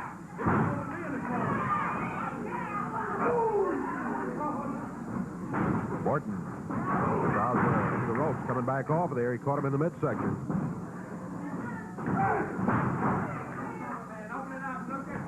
We're 3 minutes into the action. David Oswald, Ken Lucas. Lucas to the corner. Here's Rick Morton back in. Oh, and also, I should say, Bethadone did ask me. She said, and if you feel like it, let Cody know that I'm very aware of the reason he's saying all this to you and not to me, and that reason is he's a pussy. If he wants to say it, he can. He won't, because he's a bitch. The endless bitch. And that was even though 2 it doesn't days look like ago. it right now, but David Oswald is a young wrestler who's improving. He reminds me a lot of like Danny Davis. He just kind of came on the scene, and then like overnight, I mean, he just every match he kept getting better and better, and all of a sudden he was up there in the main event. And David Oswald reminds me of this type of wrestler. He gets better and better. He hasn't won a lot of matches yet, but I bet the day will come when he'll turn things around like that. I think you're probably right, because the kid's got a lot of desire. The only thing that we have a problem with on David Oswald is his disregard of the rules rather frequently, sometimes when that's to his advantage. But you're right, he's come a mighty long way in a short time. Cody, I'm telling you, loving negative attention is not a good trait on the internet, bro. Wayne against Rick Morton. You're in the kiddie pool right now with us. We're a very nice community.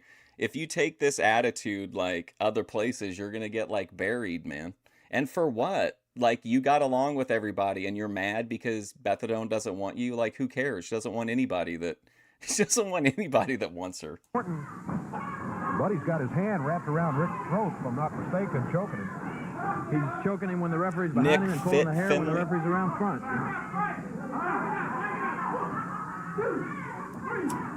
Oswald back in.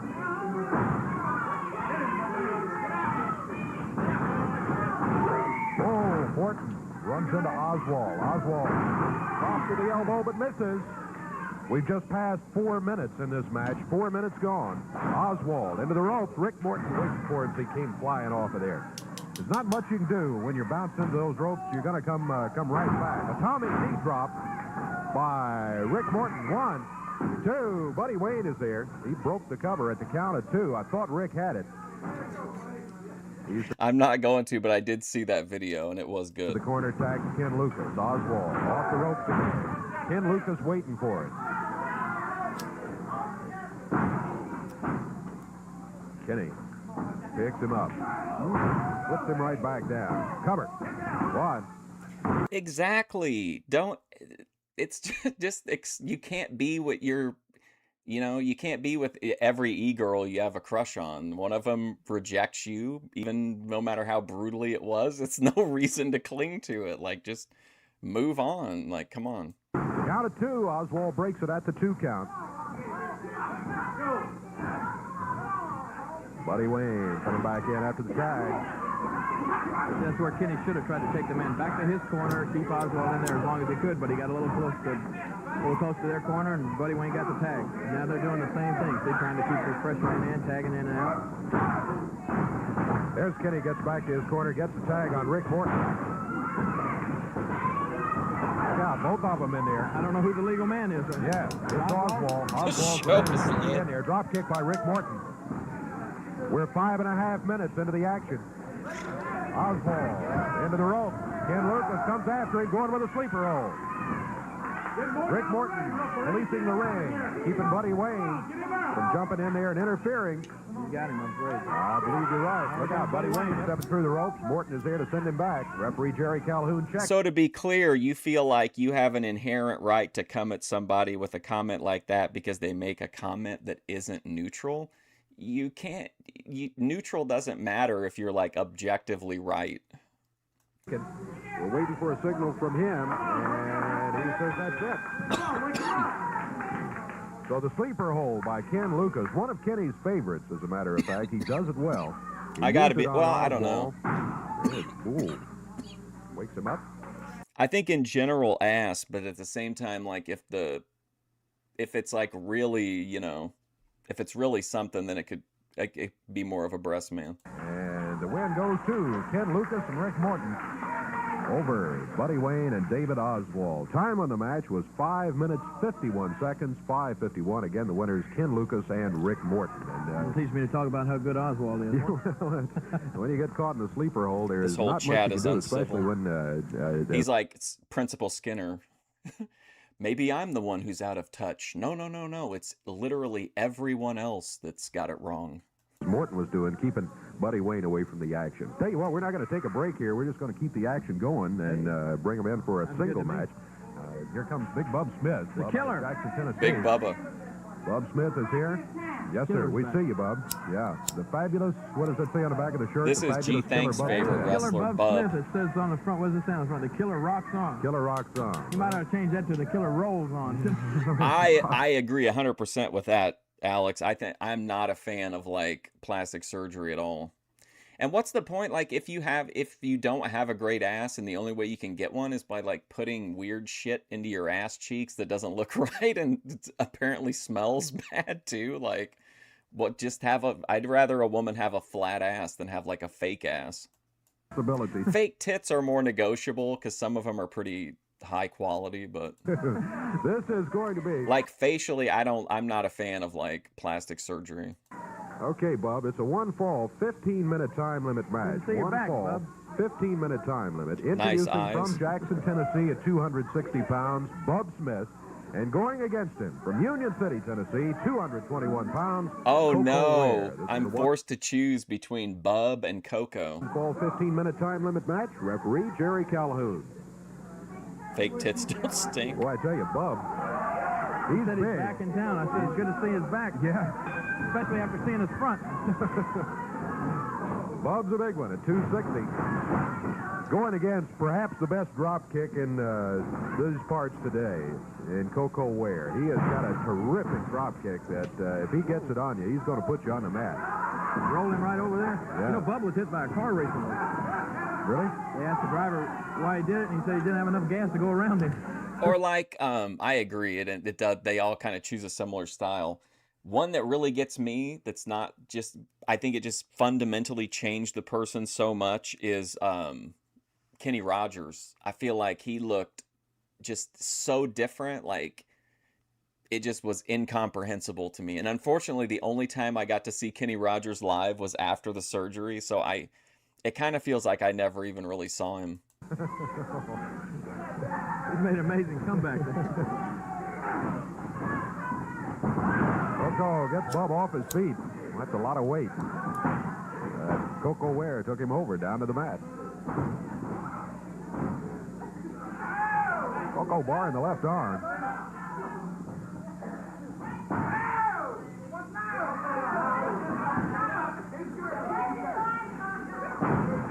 Back down to one knee. Come on, Smith. Bub. Coco Ware hanging on to Let's him. go, Bub. You know, Jerry, maybe you could fill me in on this. I've always suspected that a guy the size of Bub Smith, once you got him off his feet, Yeah, Coco's gonna win. it was difficult for him to get back on his feet. Is that a big advantage when you're going with someone of that size? Well, it just depends. There are a lot of guys like there are a lot of wrestlers around, the size of Bub. Well, Dave will win by default because he's out making videos with friends, playing darts, enjoying life, out, being a quality member of society. And Cody Turbo is down in his basement building a cum wall. So I think Dave will gets the dub. Some of them are big. Some of them But are trust me, fat. Dave, Cody Turbo's doing all kinds of cool stuff, and he's a karate expert, and he's all in the field of bullshido, and he's living the great life. But he can't show you any of it.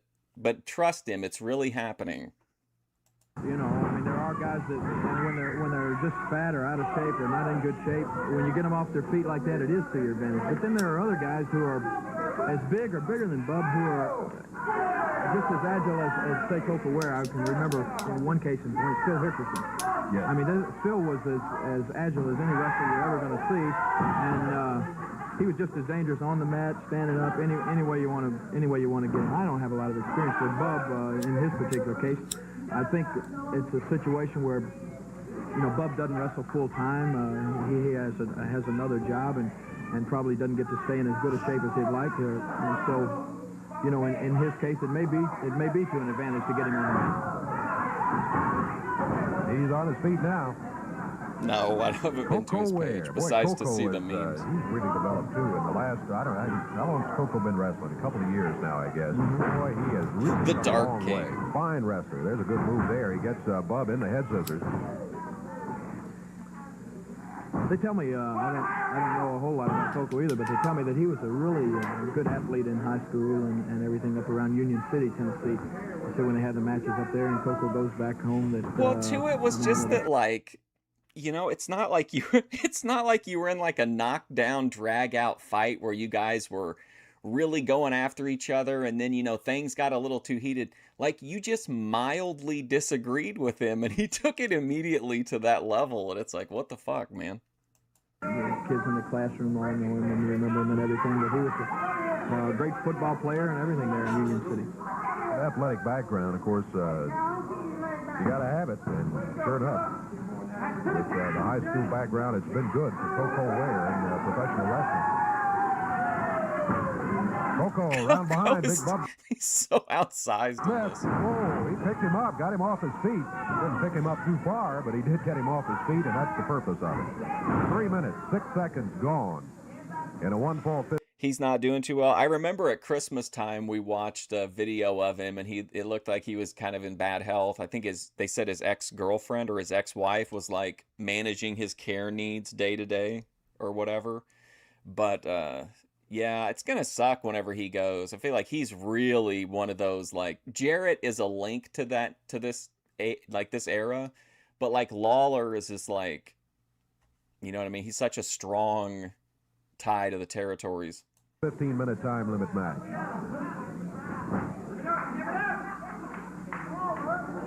Coco's the kind of guy that's The easily fuck is overlooked. Ascension Millennium? He's not a loud talker or anything like that. He's got he's just kind of a quiet, kind of a shy guy, and he just minds his own business. But when you have that kind of a quiet personality like that, a lot of times the people don't pay that much attention to you. But he's just been in there plugging along, like you say, getting better all the time. And one of these days, he's going to be a really top wrestler. Look at that move. I like this as a finish. You don't like his shoelaces? Off the turnbuckle, Smith down on the mat. Fuck them shoelaces. I don't remember them. Time with a drop kick. What is there really something about, is there something, a gimmick about his shoelaces?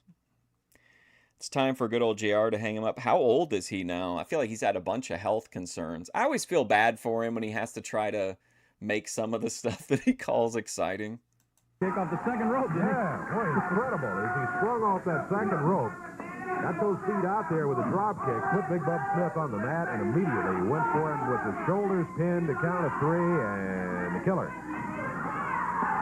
back on his feet, but he has been defeated by Coco Ware in 3 minutes 49. Bub yet to win a match in CWA, but he is getting a little bit closer every time, I think.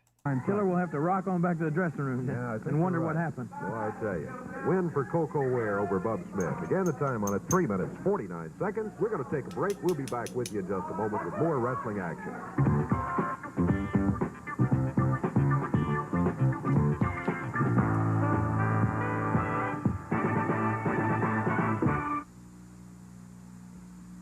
Wrestling fans here in no Louisville way. Tuesday night, a big card of action at Louisville Gardens. One of the matches, Bill Dundee. Whoa, man, this dude, man, remember him from the late 80s? Wow, he's been with them for that long? Holy shit. And Tommy Marlin taking on Tommy Rich and Jimmy Hart, Bill. You said that right, Michael St. John. Now, this ain't really a match as far as I'm concerned. I have got one thing to do, and that's to keep Tommy Rich Isn't occupied Corey while Feldman Thomas like Marlin really copyright beats the tar out of Jimmy sensitive? Hart. Now, Tommy Rich, you were the most low-down. I wish I could say it on TV. Now, everybody that saw it knows what you did, Rich. Now, I'm not there to wrestle you. I'm just there to keep you from getting involved with Thomas Marlin, because it's the snake we want. Rich, I can beat you, 74. you know it, and so does the snake, and so does everybody else out there. So I'm just going to tie you up in the corner, Jack, and we're going to kill Jimmy Hart. Tommy, I know you've got some things you would like to say about this situation, too. This is a very important. I hope Tommy is looking I love this guy. I believe anything this guy says. in this camera right now, because Tommy, the friendship's over, son. It come to an end last Tuesday night. You have made a fool out of me for 4 straight weeks, son. Well, it's all over. This is awesome. I'm going to have the surprise of your life for you Tuesday night, son. When you get in the ring, I want you to look at me and talk about it and think about it. This is how this guy should have played Logan in the old Wolverine movie. And then I want you to look out that ringside, son. Your mama's going to be sitting there. That's right, son. Tommy Rich's mother's going to be sitting at ringside so she can see him get what he deserves and has deserved for a long time. Friendship's over, son. Don't come to the ring this Tuesday night, get on the mic and say we're friends. Time. Friendship's over, son. Don't come to the ring. Deserves and has This is Meta Grace Thorpe. deserved for a long time. Friendship's over, son. Don't come to the ring this Tuesday night, get on the mic and say we're friends. Because I'm telling you right now, son, the friendship's over. God damn, man. Wrestling fans, that's going I'm friends, and I want. Well, it's done in this. to say about this situation, too. To those who don't like this, I think this is one of the best promos I've heard in a long time. I got to see it again. This is a very important. I hope Tommy is looking in this camera right now, because Tommy, the friendship's over, son. It come to an end last Tuesday night. You have made a fool out of me for 4 straight weeks, son. Well, it's all over. I'm going to have the surprise of your life for you Tuesday night, son. When you get in the ring, I want you to look at me and talk about it and think about it. And then I want you to look out that ringside, son. Your mama's going to be sitting there. That's right, son. Tommy Rich's mother's going to be sitting at ringside so she can see him get what he deserves and has deserved for a long time. Friendship's over, son. Don't come to the ring this Tuesday night, get on the mic and say we're friends. Because I'm telling you right now, son, the friendship's over. It's had it. Wrestling fans, that's I'm telling you right now, Grace, the friendship is over. Grace Thorpe, friendship with Grace Thorpe ended. The Bethadone Clinic is my new best friend. going to be a great main event at Louisville Gardens this coming Tuesday night. I just want to add one little thing. Now, I've known Peggy Rich a long time, brother, and even she don't like you, Rich. I don't know what's got into you, brother. I don't know whether you're smoking funny cigarettes or you're taking some kind of pills. I don't really know, and from now on, I don't... Yeah, like, to me, I don't even think about I mean, I can obviously see that he's an old guy, but I don't really think about it because what he's saying with such, like, conviction that I just believe him that he's going to do it, even if he's an old, elderly guy. I believe that he's going to do what he says he's going to do. I don't really care, Jack, but you done gone goofy. Thomas Marlin fined you $1,000. That wasn't enough. He was going to whip your fanny, but you had the snake jump in to help you. Rich, it's all over for your brother, and it's all over for you, Hart, because we're coming to get you, and especially you, Hart, because I don't like you. Tommy, Rich, you and mine, and that's a promise. In the ring, right? I think that was one of the greatest promos I've ever seen. That guy, dude, I just love that guy. He's so believable.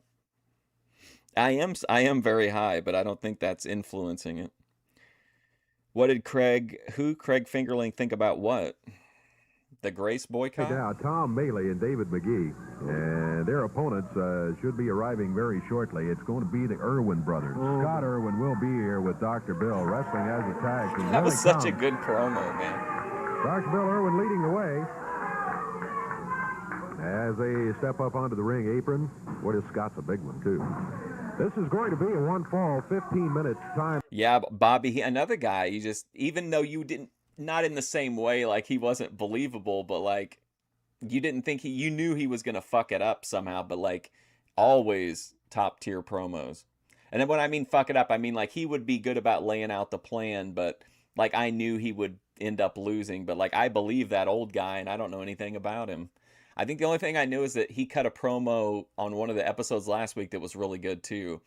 And we were talking about the idea of like people cutting promos that weren't media trained. Like, yeah, I guess you're safer if you're media trained, but like you lose that authenticity of just saying whatever. Time limit match, introducing at a total of 400 pounds from Memphis, Tennessee, Tom Maley, and from Louisville, Kentucky, David McGee. Oh, that was just, I'm just bullshitting about that. Gee, thanks. Going against them at a total weight of 476 pounds from Duluth, Minnesota, Dr. Bill Irwin and his brother Scott Irwin. One fall, 15-minute time limit. You know what? Those motherfuckers copyright claimed that video of the lady falling through the door. I've never had a body cam video come up as whatever, and I could fight it, but I don't want to, so I just cut those segments out. Unfortunately, but I guess that's a benefit to watching live, is that you get to see shit that might have to be cut out.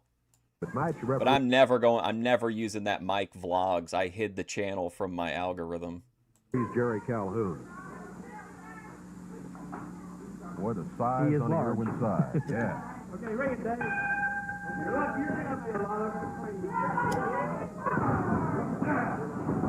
Dr. Bill Irwin out on the apron. In the ring, his brother Scott against David McGee. McGee has put on some weight in the last few months. I wasn't playing them little fucking reindeer games, pal. No match his size.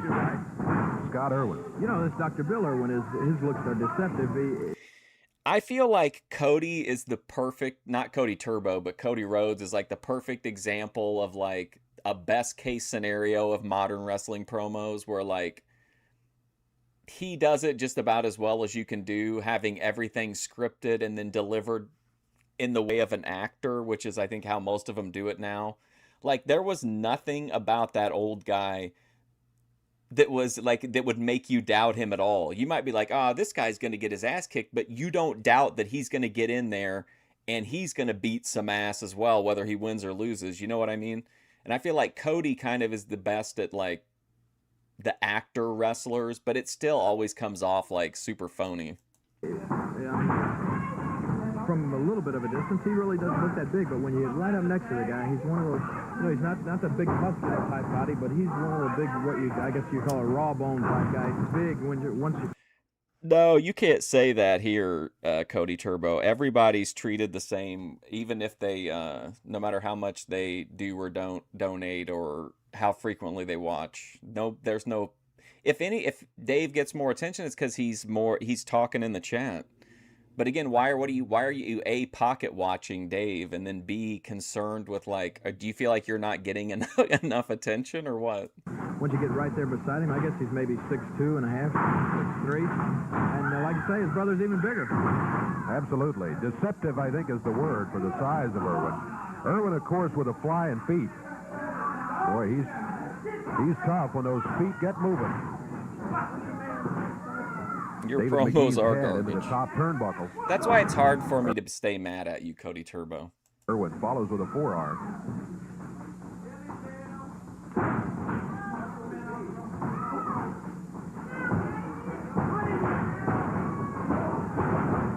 There's that foot through the midsection as McGee came flying off the ropes.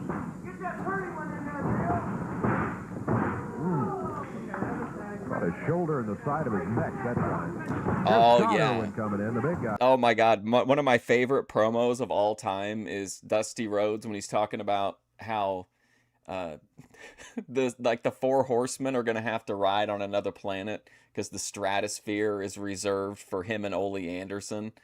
And then like living on the end of a lightning bolt, hard times. I love Dusty promos. I feel like too, it's fun to, you can just like cut a Dusty promo about just about anything and it sounds like something he would talk about. You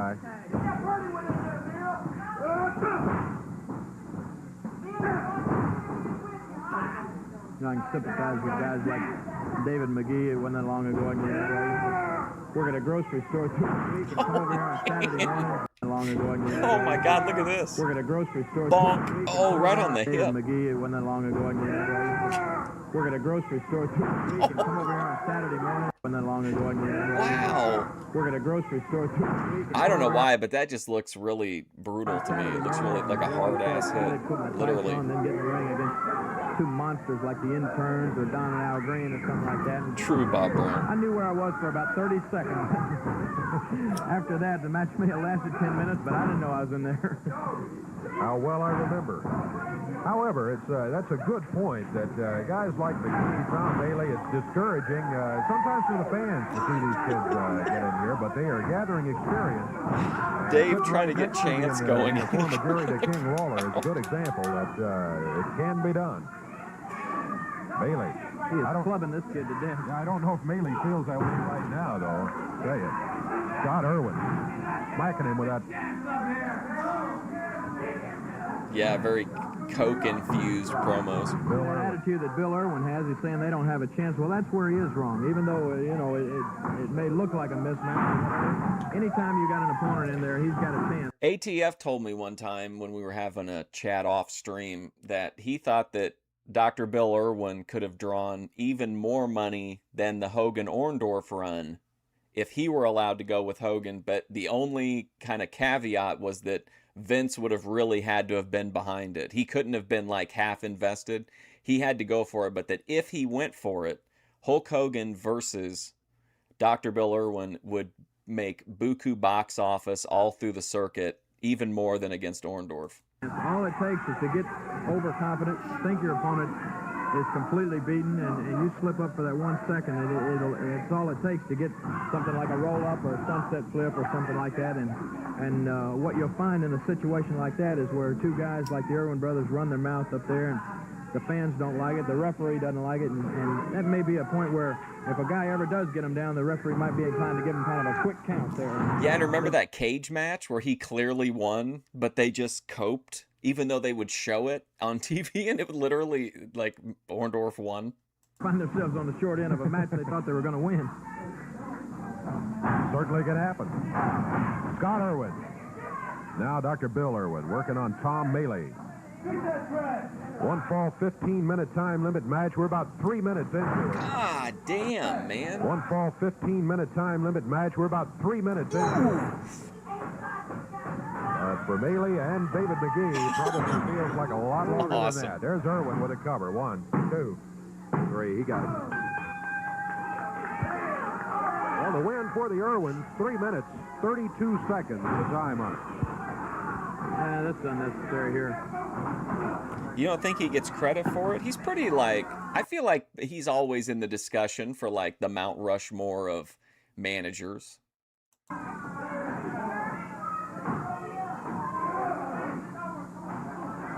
Oh, no. Oh, my God. The mating press knee drop.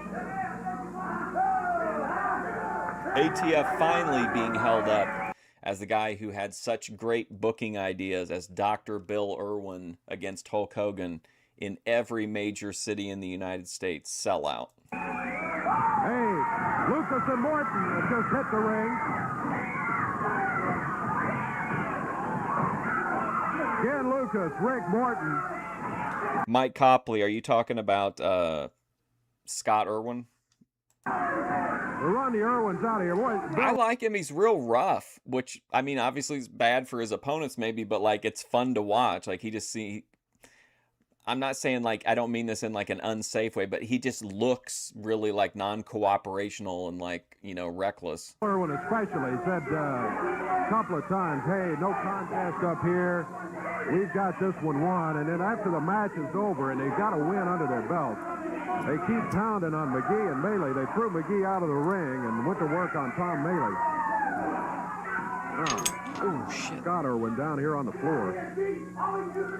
Tale of Two Quarries from Lifetime. Lucas and Morton. If you're talking about the Lifetime movie, I'll put that through the copyright and see if it will, see if it'll go through. I'd be down for that. Boy, I tell you, Lucas and Morton in here to help David McGee and Tom Melee. What happened? Company. Come on, Bad Jimmy. Company. Look at this beautiful, what is this he's got on here? What would you call this? I thought it was a hoodie at first, but I think that's just the collar, maybe. I like it. It looks like something like Spock would have worn to like a business casual type event. The table over here.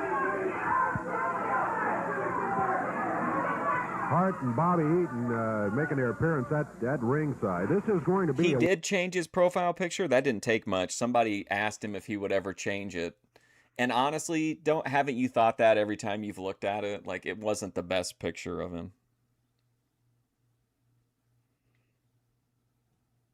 Is that the one, though, that's from Lifetime, ATF Media? I know that Lifetime made one. No two mangoes taste the same. I would agree with that. One fall, 15-minute time limit match. One fall, 15-minute time limit. Introducing from Memphis at 100. What's up, JC? Probably a one-piece Velvet Jones. That's incredible, man. 197 pounds, David Price. Looks like something Bethadone would wear. And going against him from Huntsville, Alabama, 227 pounds, beautiful Bobby Eaton with his manager, Jimmy Hart. I think he and Dundee had two of the more interesting, like, casual wear, like, for interviews and shit like that. They always wore, like, always had some kind of weird shit going on. No one seemed to know his name. All right. A one-piece velvet jumpsuit. That's Eaton the was dream. expressing some concern about gentleman seated here at the table, wasn't he? I was hoping Hart would leave his seat a little closer to us here. Yeah, Hart moved down the way there. Talked to him long distance. Eaton, heavy favorite in this match, no doubt about it. The lost Against man the that walked youngster, away. David Price. You know, Hart likes to compare him to me or whatever. He's just looking for himself. Anybody that'll make him $1. You know, he latched onto Ellering. He tried to have Valiant there for a while. Now he's leeching off of Rich and Bobby Eaton here. He's the kind of guy that. Who are you addressing these questions to, G? Thanks. No, he's looking for a meal. That's all Hart's doing. Now, Eaton is a pretty good wrestler, but he's an airhead. Have you ever tried to do an interview with him? An airhead. No, I never have, as a matter of Well, that's fact. because he can't. One of these, you know.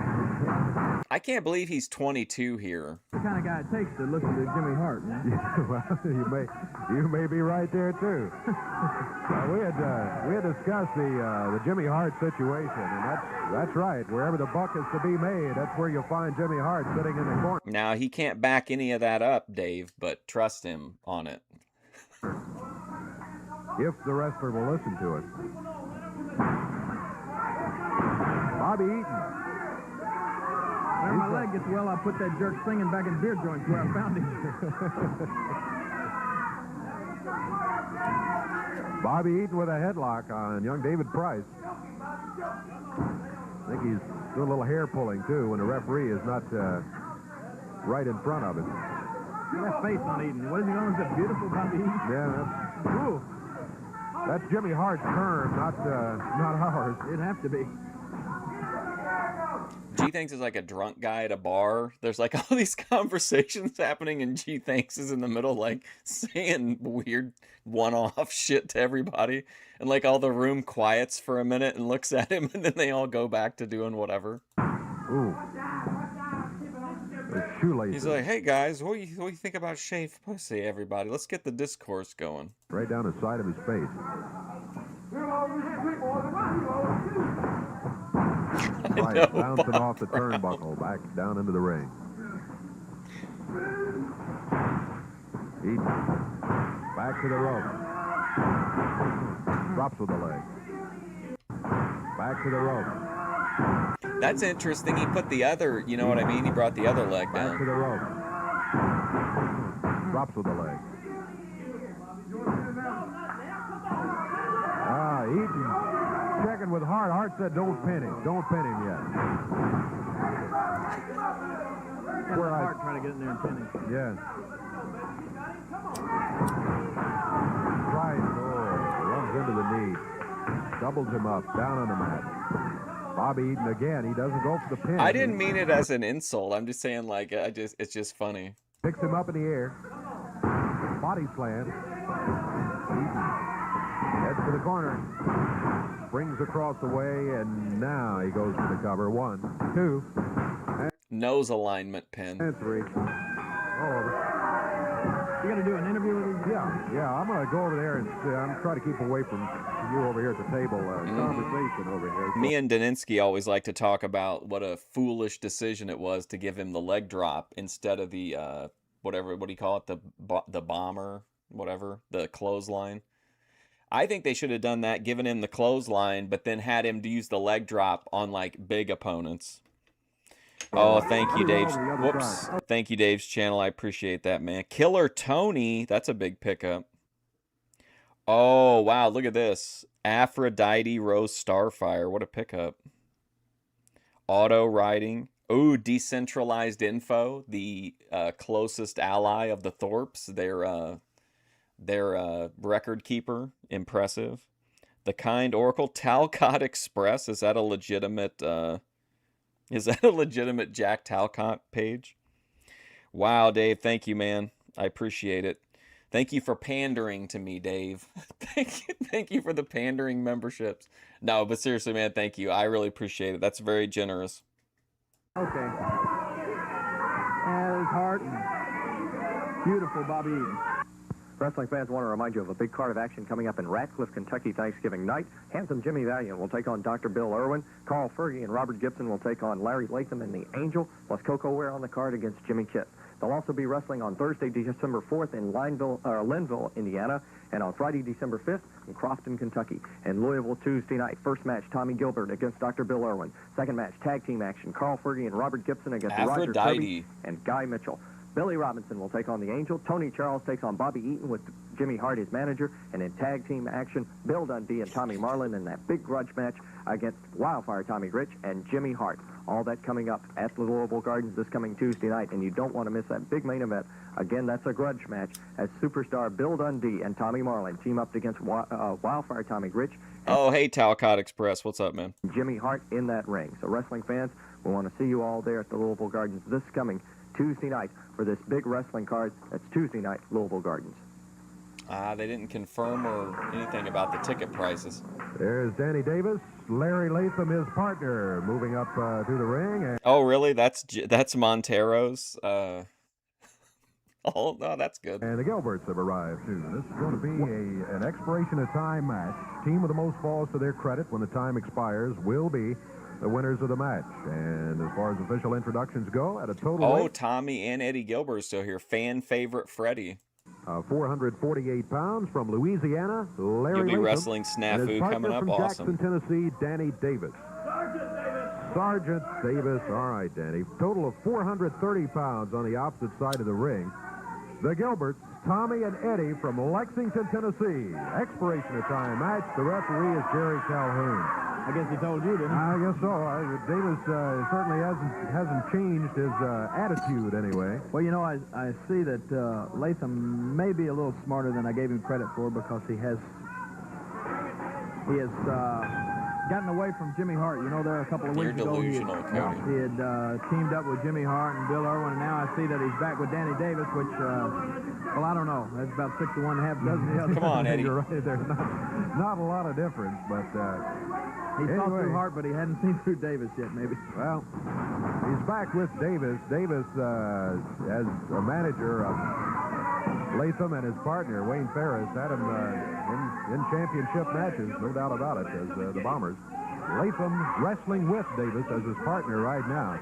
Latham in the ring against Eddie Gilbert. I've never been able to understand how a guy that looks so much like Santa Claus can be so mean. He does look a lot like pictures of Santa Claus. It's deceptive in the ring when you're wrestling him, too. You know, you have a tendency to feel sorry for him or either not think he's going to be quite so mean. I never thought of it that way, but yeah, I guess it would be deceptive as an opponent. Keep expecting him to say ho, ho, ho, or something like that. What do you mean it's deceptive as an opponent? Like, you're going to be like, wait, this guy looks like Santa Claus. He's not gonna try to wrestle me. Cookies or something. Offering that, he'll punch you right in the nose. Yeah, he's a tough one. Larry Latham. Eddie Gilbert takes it down to the mat. Latham immediately starts pointing to his hair. Hey, referee, how about the hair pulling, he says.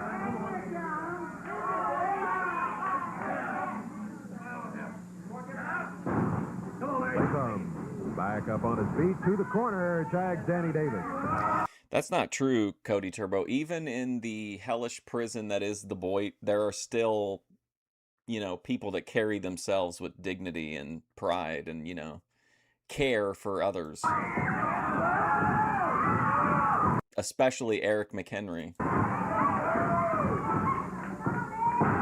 Eddie Gilbert. Arm and hammer up behind him. And Davis is a scrapper. He'll never give up. He kicks out of the head scissors. Back on his feet. Yeah, back to the corner. Conference call. Little conference. When they have a conference like that, you wrestle a lot of tag team matches. What generally is going on during that sort of conference? Talk about where you're going to eat after the match. No. Well, Larry Latham didn't really do much when he switched to being a moondog. Really, his hair and beard. I guess his hair was kind of messier, and he got the different outfit. But otherwise, I would think people could have recognized him. Did they ever explain that in any way, or he went away for a while and came back as a moondog? Really isn't. Strategy, I'm sure. But, what you're usually doing, especially in a tag team match, is trying to work out, I would say, trying to... Bethadone is a very caring person, Cody Turbo. I don't know why you would think otherwise. Trying to work out something where maybe your opponent grabs the leg or something like that, or either ask him if he sees something that you're missing in there. Which obviously that conference didn't have much success, did it? That's very true. You should have talked about where they were going to eat. Danny Davis down here on the floor. Larry Latham in the ring. But he steps out onto the apron. Now here's Davis coming back in. I guess Davis is the legal man in the ring. Referee Jerry Calhoun is right there saying it's okay. I guess Davis thrown out of there and Latham jumped in. I kind of missed a bit of the action there. Anyway, it's Davis against Eddie Gilbert. Nice quick hair pull there. Got Gilbert down on the mat. I don't really care for watching nerds jog, but I don't mind watching nerds sit in front of wooded areas or eating in their kitchen. Hey. Back up on his knees. Somebody in the crowd just said, shut up, Santa Claus. There's the tag, and here comes Larry Latham. I don't think he likes to be called that either. Oh, he doesn't like to be called Santa Claus? I don't think so. I'll keep that in mind. Bob is not an AI, by the way. He'll be the first to tell you. Latham with Eddie Gilbert right in the center of the ring.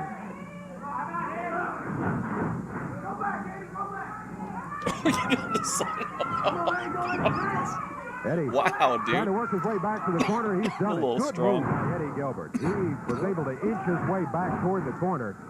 Get a tag on Tommy Gilbert. I found this Mountain Dew Voltage yesterday when I was looking for something. I can't remember what I was looking for, but I found this. I'll be right back. With the foot, the forearm, Latham over to the corner. I thought he was going to tag Danny Davis, but he grabs him, holds on to him. Has to say, hey, what is happening? Well, I thought Tommy might have thrown his knee out of place there for a second. I think he went for a knee drop and saw the man move at the last second, had to try to readjust, and lots of times that's the way you can either sprain an ankle or throw your knee out of place. Dangerous type thing. Gilbert, both in there. They've got him. Tommy with Sergeant Davis. Eddie with Larry Latham.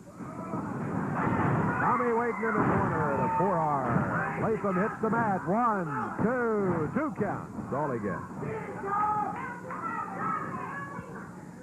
Latham, a tough one to pin. He's tough to hold down for the 3 count. Many times we've seen him when we thought his opponents had the match won, and Latham would break the cover.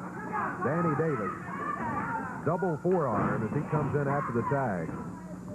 You know, Tommy Gilbert's a guy that I've always said if he had been blessed with just a little more size, or I guess it wouldn't even take that much more. But this guy could be he's world champion material. He's always been one of the, I guess, determination or whatever. Never give up, never say die, and tough as a nail. And I think it's just been that little bit of a lack of size or whatever that's kept him out of the world championship caliber of wrestling. You won't find a harder man to beat than Tommy Gilbert. Tommy and Eddie both working on Danny Davis. Tommy comes off those ropes. He drops right on Davis's ankle, the left ankle. Now he grabs the toe hold and try to add to his advantage if he can. Good move. Also notice Tommy's got his left foot on Danny Davis's right boot. Keeps him from being kicked back into the ropes or down off under the mat, right? Would you just let that go and see what happens? He got kicked, that's right. Oh my God, Cody, you're outrageous. Tommy, leg drop. I also found a Mountain Dew whiteout. Davis on the mat. Davis just out of reach of Larry Latham. I don't think Latham was really straining to try to reach him either. Latham did get the tag, though. He's in there now. 6 minutes gone. 6 minutes gone in the expiration of time match. First ball. Hell yeah, Revenge of the Nerds. See Davis rubbing his knee. That hold that Tommy had on him, which you call the toe hold, actually puts pressure against your knee. Very generous with the nudity. Revenge of the Nerds. Almost pushes it out, the joint sideways there. It's really quite a painful hold, and it'll affect you throughout the rest of the match. Tommy working the headlock with a face lock. And like Police Academy. I love Police Academy. Davis cheering Latham on from the corner.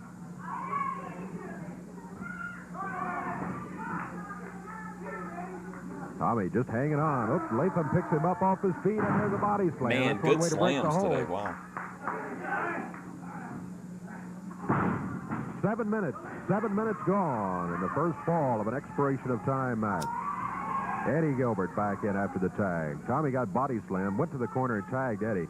That's another wise move. A lot of times the tag team partners, notice Jerry, will make the mistake of trying to stay in there too long, trying to get even almost with the opponent instead of going to the corner. You said it right. That's a mistake. One of the worst things you can do in a wrestling match is lose your. The first one had the Darth Vader. What would you call it? Like consent, vaguely non-consensual scene.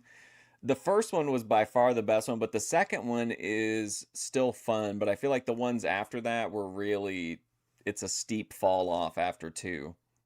To lose your temper, get really mad to where you're doing things out of instinct rather than thinking them through. Because that's the way you make a mistake. Like you said, stay in there too long. No, it was the first one. It's with like the OG girl Betty.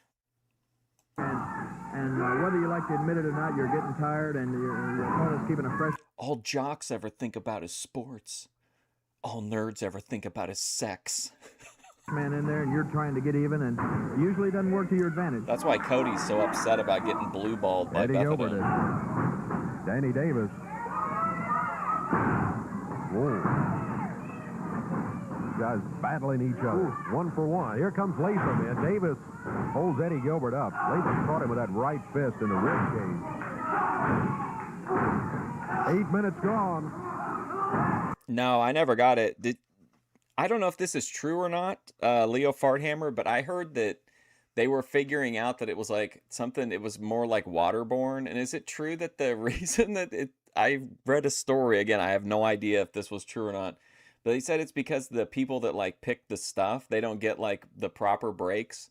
So they just shit in the field sometimes. That can't be accurate, right? I don't doubt that they might do that, but I don't think that's what's causing this situation, is it? Eddie battling on his knees. He caught a right hand in the side of the head.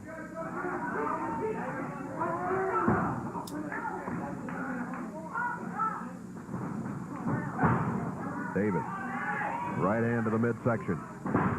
Cody Turbo's telling you he's not jerking off into an expensive wool sock, okay? He's jerking off to a Walmart 12-pack of great value socks.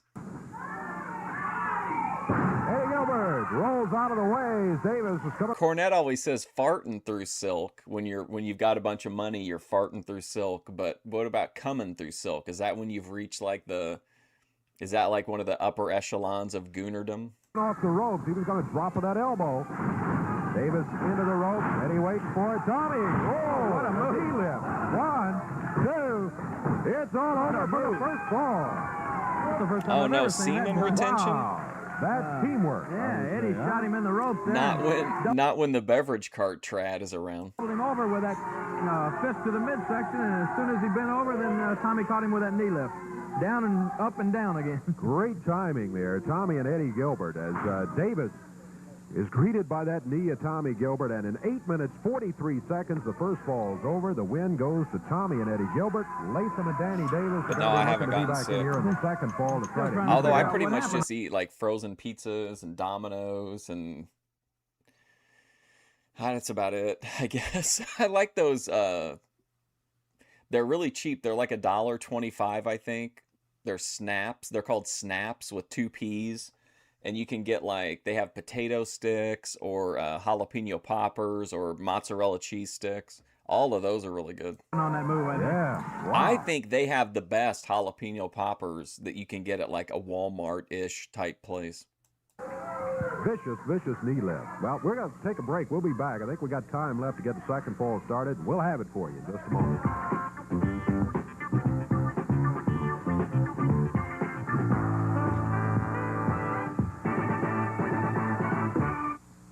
You got to find Revenge of the Nerds Brother again? Zach. Dave, would you leave your family business to a brother named Zach? I don't know. Oh, here we go. Here's a nice look. It's like almost like a sailor shirt. We're going back up in the ring now. Davis and Latham are both back. The Gilberts are back in it. Did he say his brother Zach? Yeah. What kind of frozen pizza are you gonna have, Kevin? I think I've got 2 tombstones right now, I think, and that's it. Underway here. Boy, I tell you what. First fall of this one went 8 minutes, 43 seconds. Thanks to Dave pandering to me, though, I'm in a financial position because of Dave that I could just walk into Kroger and be like, I'm going to have a Freshetta, and make sure everybody heard me that I was buying a Freshetta pizza. It was won by Tommy Gilbert. It was one of the toughest knee lifts that you're ever going to see. Hey, everybody, I'm buying an expensive frozen pizza. Hanging on to that arm, too. Gilbert. Boy, that was a good move, but Davis hung on. Yeah. He maintained the hold on that left arm. Tough one to shake.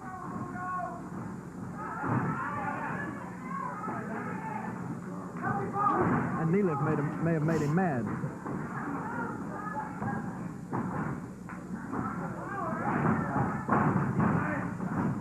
And unironically, I probably will buy some Freshetta pizzas.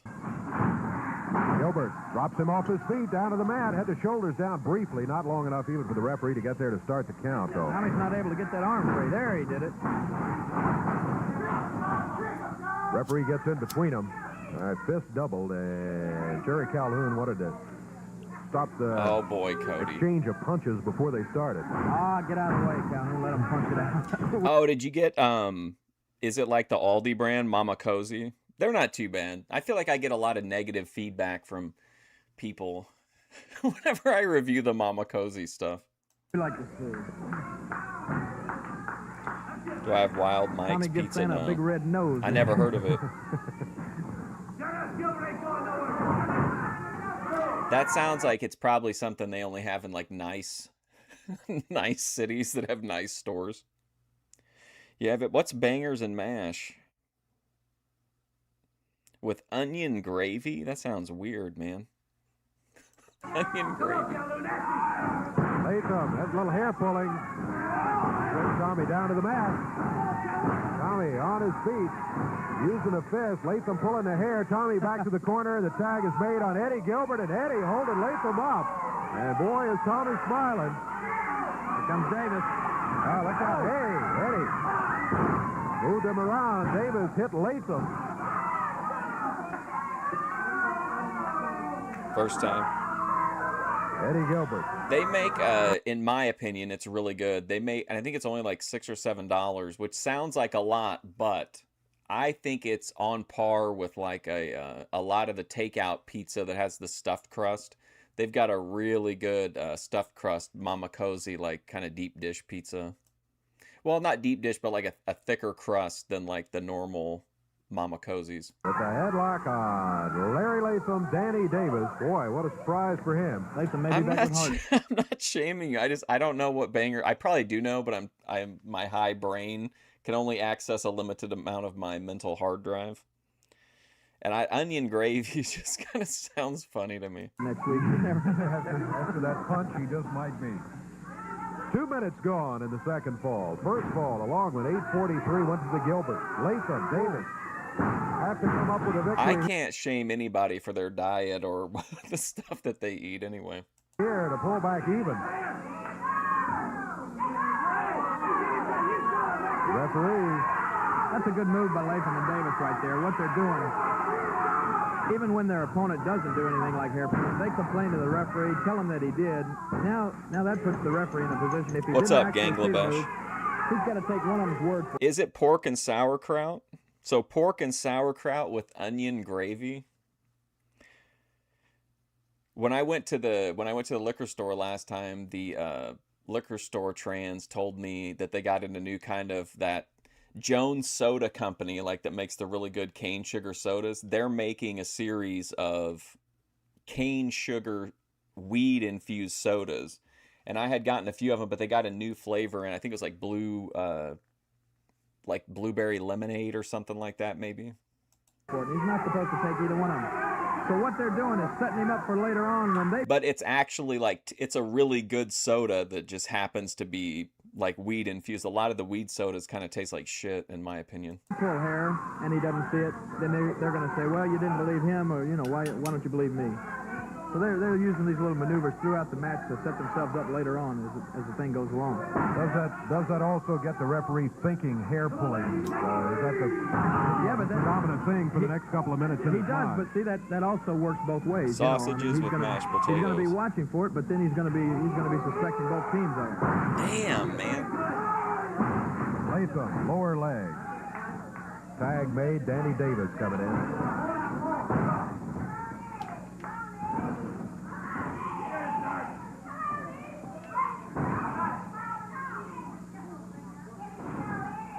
Davis, boy, holding on. Let me go check. Eddie Gilbert reaching for the corner, but he's a long way from the tag on his dad, Tommy Gilbert.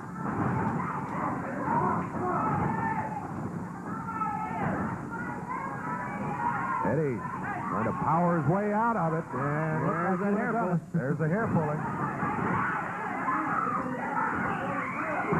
Latham firing that right hand to the midsection. These guys are smooth. There's no way for the referee to see it. Now. Okay, here it is. Mary Jones THC cane sugar soda. This is the one I just got. Berry lemonade. I think it's awesome. You can get like actual good sodas that are weed sodas. All he's got to do is take somebody's word for it, whether they tagged or whether. I don't know though how that McConnell thing will shake out on it. Remember, he took that bribe to like outlaw or to more heavily regulate hemp. So I don't know if a lot of these liquor store weed drinks are even going to make it. Pull the hair. That's right. He's not going to take their word for it, is he? He's going to make Davis come back in here. Davis stepped out, slapped that turnbuckle like, yes, sir. That was a tag. Yeah. It's all over. But the referee in that case ruled. You have a smoker? No tag. There it is. Back in there. One. Small package. He almost can't make it 6. Larry Latham with a foot breaks it up. 4.5 minutes gone. Second fall of this expiration of Bong time on match. a And pole. boy, I love expiration of time matches. Sometimes you only have time for one fall. Sometimes you have time for 4 or 5. As long as Didn't we see Bill Dundee do an angle at some point in Memphis that was like strap on a pole match? there's time remaining, we're going to have wrestling action for you. It's a pellet grill. Both of them shaken a bit by that. See, there was one of those instances we're talking about. Instead of Eddie What's a rushing pellet? in there What after does he got that him mean, a off and threw pellet him in the grill? corner, he should have went straight to his corner and tag Thomas. You know, Eddie's been in there too long now. They've gotten him worn down. He should take his first opportunity to try to tag out. Good Come on, point. Larry. Gets a fresh man in there. Tommy is watching over in the corner. Little cheerleading.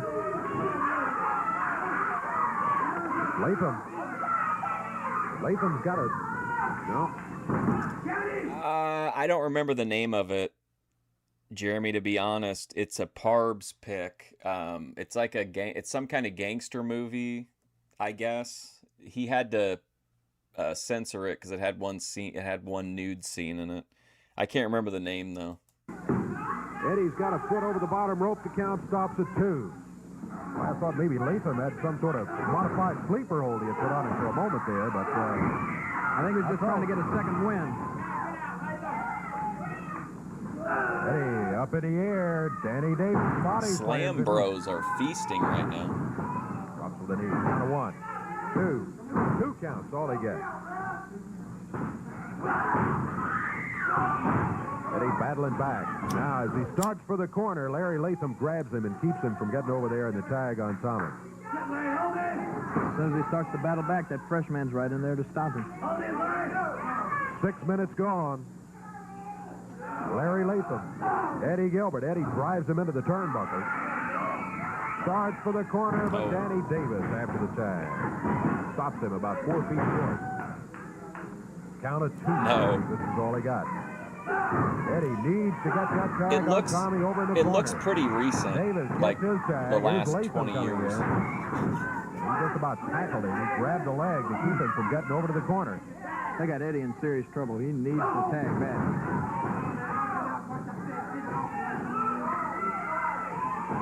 Fed little wood pellets.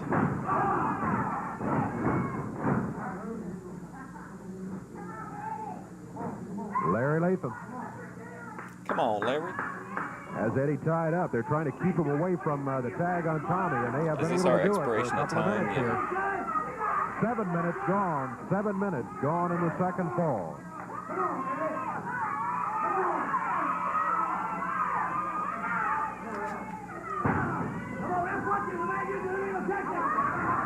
Air pulling by Latham. See Davis walk down that apron to distract the referee, and Latham's right there watching every move. Tommy watched as long as he could, try to come in. Yeah, I don't know if you were in here or not, Jeremy, but if you've got a movie that's will pass YouTube terms of service and can get through copyright, I'm open. I think we're going to do at least like 2 more Fridays of movies in the afternoon. To the corner, and rightly so, by On Fridays. referee Jerry Calhoun. Body slam by Davis. Eddie moves out of the way. I think I don't know, it could be either one because I feel like it takes even like early 86 stuff, sometimes it looks kind of funky. I feel like Memphis never really looked properly lit, but it's also probably the cameras. Hey, head for the corner, Eddie. And on top of that, you've got whatever darkness is amplified by the fact that this is, recorded off of TV and could have been dubbed from that recording or a dub of a dub, who knows. Supposedly the ones that are from the Memphis source from this era, a lot of them are supposedly from Cornette. I don't know if that's true or not, though.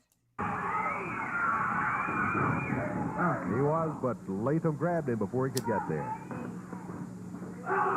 Davis's knees are taking quite a pounding in this match. Michael Landon? May have a limp Probably for a few figure weeks. something He's out. missed a couple of times, hasn't he? We're probably, even though we're running like over on time, we'll probably do one more, and then I'll start the movie an hour after that stream ends. So probably in like 2-ish hours from now. Eddie, put his leg. There's the tag. Here comes Tommy. Davis jumps in there. Tommy having to take on both of them. Fan favorite Freddie.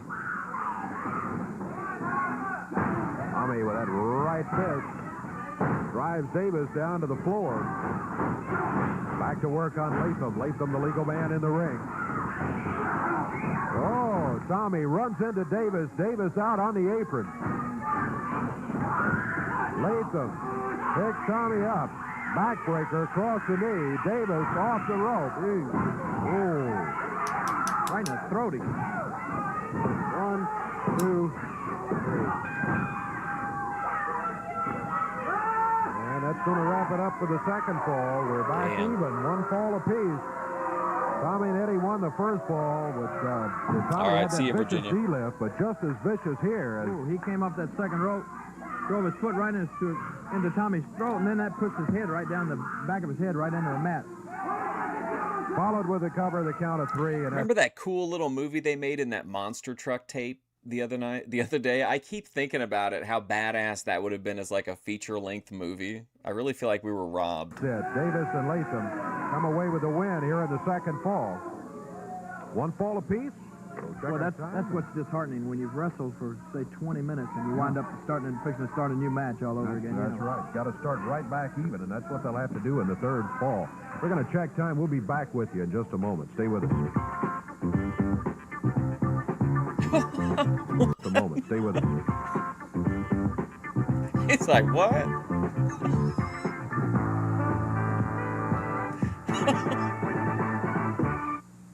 Louisville Gardens Tuesday night on tap, that big grudge match. Oh, The this guy Superstar again. Bill Dundee and Tommy Marlin go up against Wildfire Tommy Rich and Jimmy Hart. Tommy, Mr. Rich, I know you and Mr. All Hart right, have a then. lot. Just don't blow your breath in my face, man. I'm going to tell you Hell a yeah. story. 2 weeks ago, right there in Louisville Gardens, Thomas Marlin, that's who I was wrestling, Jimmy Hart and myself, we had us a little plan before we went out. We said, well, let's go out there and just see how dumb that Thomas Marlin really is. Let's see if he'll go for this. Let me go out there and see if he'll shake Stop shitting. my hand. Well, sure enough, old Bubble Eyes went He's like, there are some droplets that'll need to be cleaned up later. for it. Old Bubble Eyes, boy, he took the story hook, line, and sinker, St. John's. I had it all laid out. I went out and made my little speech, boy. Old Thomas, he was about to cry, boy. He was about to cry. But, and so we stood there. I stuck my hand out, and he bowed up at me, doubled them fists and bowed up at me. I said, oh, no, Thomas, I don't want none of you. He shook my hand, turned his back. That's when it was all over. Jimmy Hart and myself put the boots to him. Tuesday night, though, he wants some more. He didn't have enough. So I'm going to let my man loose Tuesday night, too, on it. Dundee was hollering, he's going to hold me back. Dundee, that might be more of a job than you're thinking of, too, because Dundee had to whip you 6 or 7 times, and I might just hold you back and let old Jimmy loose on Thomas Marlin. Yes, sir, we're going to have some fun. I told him going to the ring, I said, there's no fool like an old fool, man. Boy, that's the truth, too. Perfect. So, hey, for the people that didn't see it, St. John, it was great. You just wouldn't believe, man. I mean, he took the story, hook, line, and sinker, man. It was unreal. You heard enough. You heard enough. Well, go on out of here. Get lost, Jack. Thomas Marlin, Bill Dundee, Tuesday night, Louisville, Kentucky. Jimmy Hart and myself. I'm going to let him loose, and when he gets mad, Daddy, he can take care of business. Beautiful and myself been showing him some stuff. Tuesday night, Dundee, Marlin. We coming at you. Well, we do not have time for a third fall. Time has expired. So with one fall apiece, Jerry, it is going to be a draw, and that's the way it goes into the record books.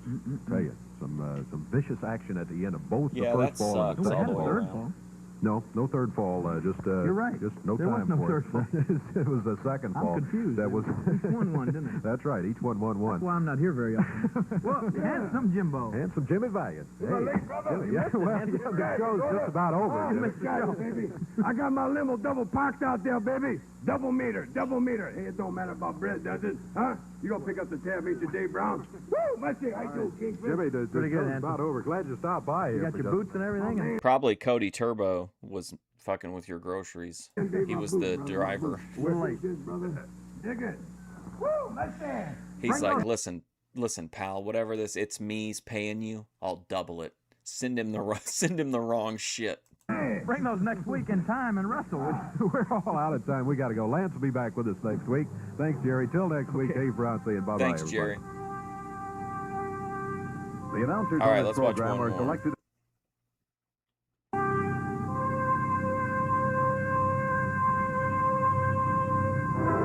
Hey, did you see, it's me, that the Southern Trads are now doing door dashing streams?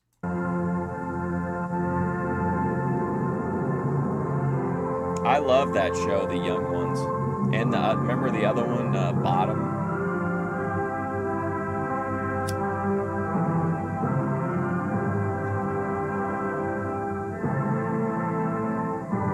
He said nope.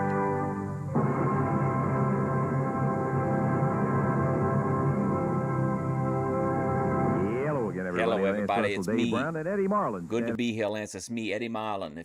If you make me the commissioner, I won't do jack shit. I will only come out to help my grandson, Jeff Jett. I will ignore all other rule breaking unless it affects myself personally or my family. Right by the ring, and we're about ready to go with another big week of championship wrestling. Kind of an unusual one, as a matter of fact. Eddie, we've got a great event, I think, and all the time I've been doing championship wrestling. Been looking forward. This week we'll be establishing a TV champion. That's right. The TV championship will be held. You did, this really? Monday, right here this morning. Okay, before we get Bottom is into a it and crazy explain it a show, but little it's bit, funny. let's go to Dave. And Davey, if you'll tell us officially what we've got lined up today. All right, opening match today, single match. Bobby Eaton will be going Now I'm against singing David the Price. Young Tag Ones team theme in match, my Dr. head. Bill Irwin teamed with Danny Davis to go against Ken Lucas and Rick Morton. Then comes the big championship match, TV championship match, the Battle Royal, and an expiration of time match, Bill Dundee and Coco Ware teamed against Big Guy Mitchell and Roger Kirby. Lots of action. Ooh, boy, I'll tell you what, we do have a lot of action. I want to get into this TV championship, Eddie.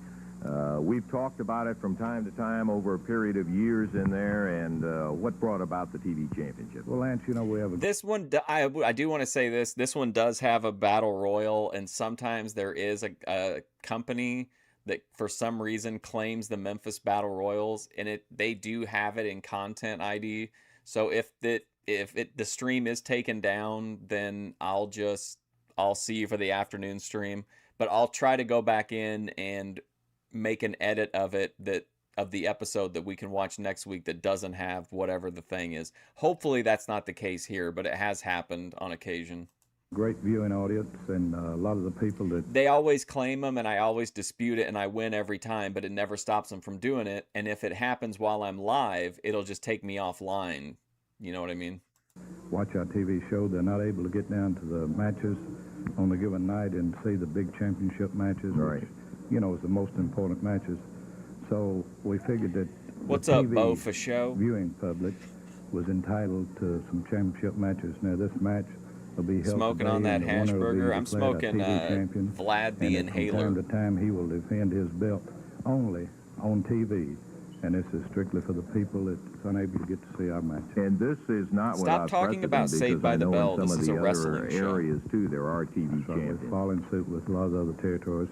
Now, the TV championship match, it'll be a very important match. Be a lot of prestige, and of course, No, if you don't want to go the F Wood route, because then you're forgotten by 99% of the chat, and the others just see you as a sad cautionary tale. the prize money is pretty good too. Yeah, I imagine they'll be paying attention to that prize money for a fact. Eddie, I know that there's been some discussion about whether it ATF Media, can I ask why you didn't greet Bo for show when he came into the chat? should have been maybe like a 12-week elimination type of a thing as the CWA World Heavyweight Championship when you filled that particular berth. Eddie Marlin. But it's going to be a one-day battle royal. That's right. It'll be decided today right here on TV. And that eliminates all your preliminary matches, and you get right into the championship matches. Right there, because the guy that walks out of there, the one man out of the battle royal, will Look be at the Cody Turbo trying to grab any port in a storm and get ATF on his side. championship wrestling TV champ, right? That's right. And due to the fact that it's on TV, it's very typical. Not only will the prize money be there, but we have a nice TV set that will be given to the champion today. So the TV champion will be presented with a nice TV set. Will be his to carry home with him and keep. The TV champ gets a TV. Does he have to bring it to the studio each week to defend it? Okay. By golly, I'll tell you what, we can't do any more than get ready for that one, because that's going to be something else. Eddie, we appreciate you establishing it. I like the idea of the one day. Where's Dave's channel at? Dave always has a conspiracy. Everything's a grift. I wonder if he believes that Eddie Marlin invented the TV title simply so that he himself could get a free television in the process. So that we don't have the long thing.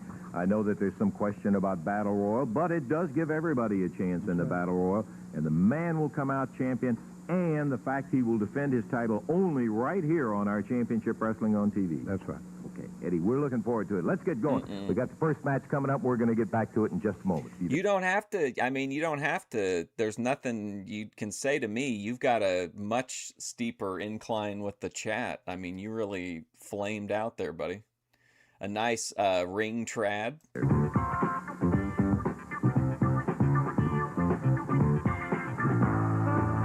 See, the trads don't like, they're embarrassed to be on camera. They don't have that vanity of a 304.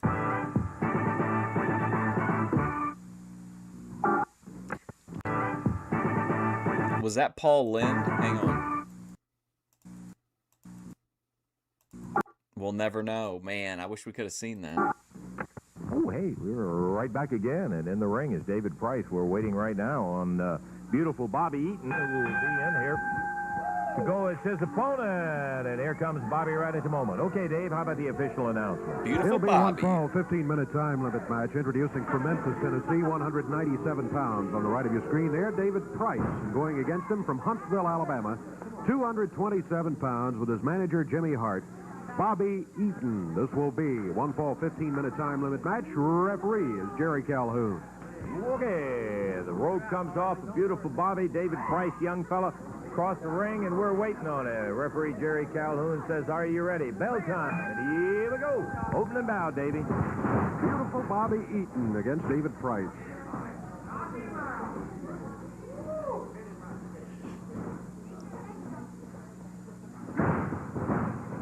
Eaton takes it back to the turnbuckle, forces Price Come on, into the clean corner. break. Hey. Hey. Referee Jerry Calhoun was there, wanted him out of the corner. Hey. Price shoved Hey. Eaton back to the Hey. center of the ring. Japan. Price with a headlock. Oh, Nice. Eaton broke that Oh, up man. without any hesitation. Price. I like that. That was like, with that was like a little Oh, fuck Eaton you. broke that up without any hesitation or difficulty, apparently. Smacked Price right across the top of the head with that right hand. It's just crazy how good Eaton is even here.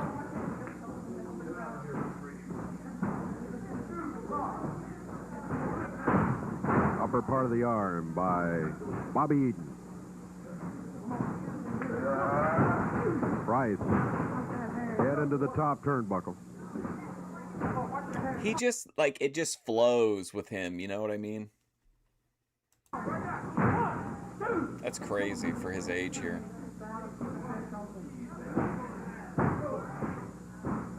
Eaton. Well, don't pander to me with it. You gotta take it up with the people that you wronged. Back What about Bethadone? Where's Bethadone's apology? to the rope. Well, I think he was maybe forced into those ropes by David Price. Referee call for the break. Hi, Bofa Show. This is November 29th, 1980.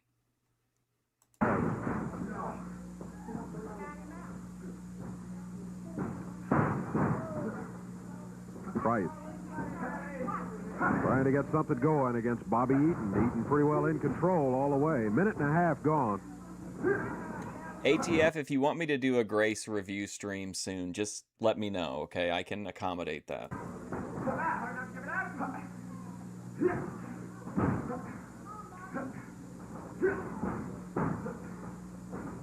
Price forces Eaton back to the ropes. And the referee is there, wants a break. One way to get a hold broken. Hey, Eaton. Not the cleanest break you'll ever see back there.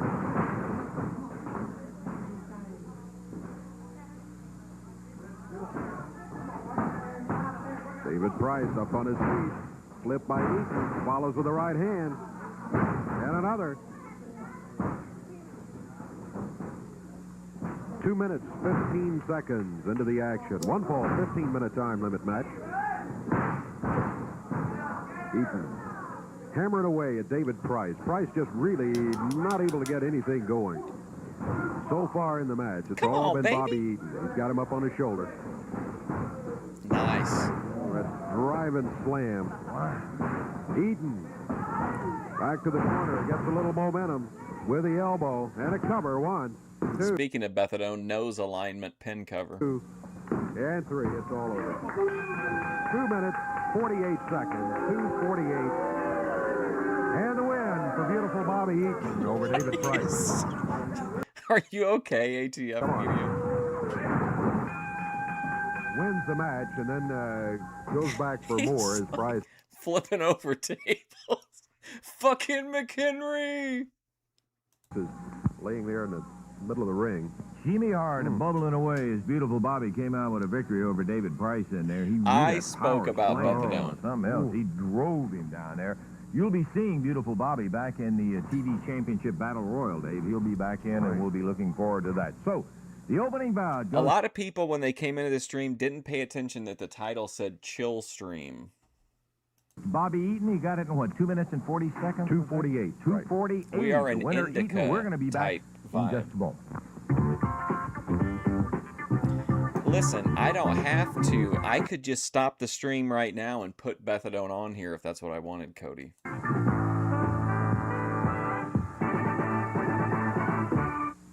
Back into Channel 3's Championship Wrestling ring here in just a moment. I don't have We're to going to be back force to the a two, boy. You don't chat want to miss topic this show, change. particularly this program.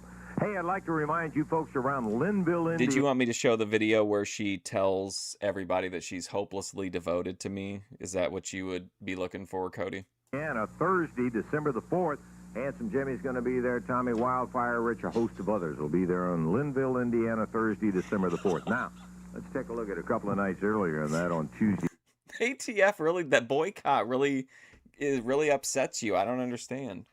I am boycotting her. When's the last time you seen me do a Grace Thorpe reaction or stream review? It's been months.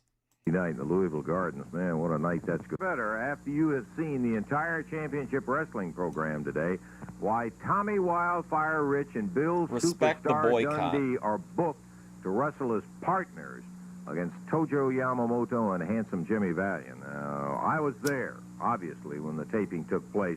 I want to know what happened in there. I have never seen anything that... I've seen a lot of things, Jim, but you pounding on pushing a lady around and Tojo slapping one, I just really couldn't abide by that. Tojo slapped a woman? Ah! Tojo, we just took care of this Tommy Wallflower Rich, and we sure took care of his mammy. You know, his mammy even looks like a wallflower. Hey, Tommy Rich, I don't blame you. You're a little screwed up in the head, and I understand why. I took a look at your mammy. You think the whole family looks like that? Hey, Jack, you know something, baby? No matter what Sure, I Cody. do, the people in Louis, he loves Tojo. We can't do no wrong, baby. It don't matter, Jack. It don't. You know, if I had an old lady like that, I'd slap her around 3-4 times a day. That's what she needed, you know. And she's just a big, fat slob. She's ugly. She's a wallflower, you understand? Wow. Like that, baby, it don't matter, Jack. It don't. You know, if I had an old lady like that, I'd slap her around 3-4 times a day. That's what she needed, you know. And she's just a big, fat slob. She's ugly. She's a wallflower, you understand? Tommy Rich, you're nothing but a punk. And I'm going to settle that, me and Tojo. Tuesday night, you'll see how much wrong you did. A one-fall, 15-minute time limit match, introducing at a total weight of 443. ATF would write a detailed book about how it was a waste of time and life to watch the Boyd, and then chronicle the thousands of hours he spent watching the Boyd with us. Pounds on the left of your screen. From Jackson, Tennessee, Danny Davis. And from Duluth, And then at the end, he would put fart on this book. Minnesota, Dr. Bill Irwin. Dr. Bill, there's your buddy, ATF. 14 pounds. From Las Vegas, Nevada, Ken Lucas. Dr. From Bill Nashville, Irwin. Tennessee, Rick Morton. This will be a one-fall, 15-minute time Oh, and limit match. Danny Davis, Referee, okay. Jerry Calhoun. And even though it is a non-title match, you may have noticed the belts, which are now held by Rick Morton and Ken Lucas. Sir, by golly, I'll tell you what, Morton and Lucas just stay right in the contention of it any time. What a really fine tag team they have turned out to be. At first, There was a lot of speculation as to whether it was just one of those lightning strikes once in What's a up? lifetime type What's of your a thing. name? Dad of They 27. certainly proved their God abilities. is coming They have soon, the, doll. AWA There you go. Championship belts back. That's why I got to Lucas get in with going, Danny buddy. Davis takes him over, bars the arm, wraps Danny up. Danny's partner today, big Fart Dr. on Bill this book. Irwin out of Duluth, Minnesota. Davis on a reversal from Rick Morton and a backdrop that takes him over and down. Rick Morton. What do you mean you don't watch any of it? Then how are you talking to me during those shows? Danny Davis trying to reach out and catch Dr. Bill, but he didn't have much success. God's on that. coming, Kenny ATF media. God is coming for those who lie about the Boyd. Pretty typical of Morton and Lucas, Davey, the way they move in and out of there. They do such a beautiful job on it. That's one of the success reasons. God's coming. Whoop. God's coming. Handful of hair. Jerk Morton down, and Rick is right back up with that fist ready. There's a tag on Bill Irwin.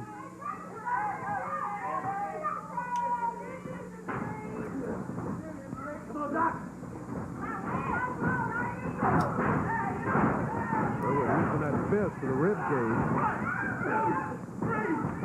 I blame ATF media. He's always in here riling everybody up. Talking about taints and butthole circumference. Unloaded with a right hand across Rick Morton's back. There's the knee of Danny Davis fired up there at the appropriate time. Somebody say Irwin whipped fired him up. in. Irwin whip across the ring. Knee. Takes Morton out, really hammers him down. Drops down with that lower leg right across the back.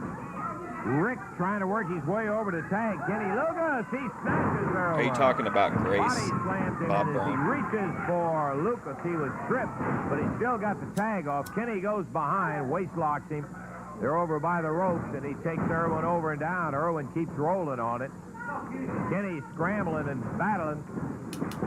Back up in the corner, there's a tag on Danny Davis. Referee Jerry Calhoun trying to get him separated. Davis comes in, nails Lucas in the back. Backdrop. Danny dropping down with both legs. Kenny What did he full bring blast you of it. then? Dan looked like he was going for a front face lock, but Kenny countered him, blocked him. Rick What a Morton bungle. took the tag, and he's in, delivering a nice drop kick. 1, 2. Irwin out. Just a little close to the corner to make that one stick. Irwin able to get there easily and break it up before the 3 count.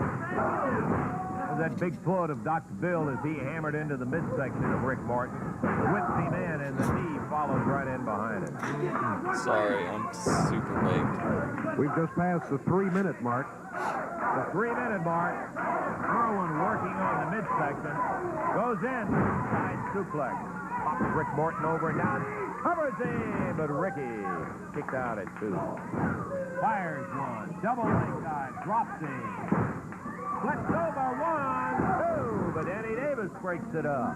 Come on, Brad. Referee really chewing Danny out about busting in there when Rick had great chance for a pin on Beth's Bill book Irwin. would be a coloring book. Way up into the rope. She said she's like a published author of poetry, I think. Davis takes him up 1, and Rick comes out at about 1.5, gets the tag off to Ken Lucas. Good move right there. Here comes Kenny.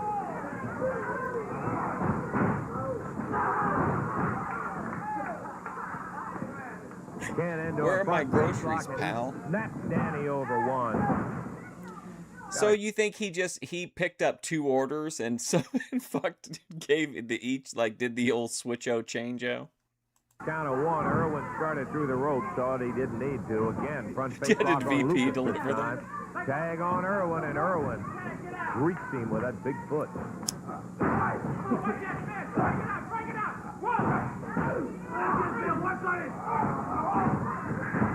Tag on Rick Morton. Ricky drops the elbow down on Irwin's head. On a whip. Nails him to the midsection. Davis missed. He tried to reach from outside the ropes and grab Rick's head.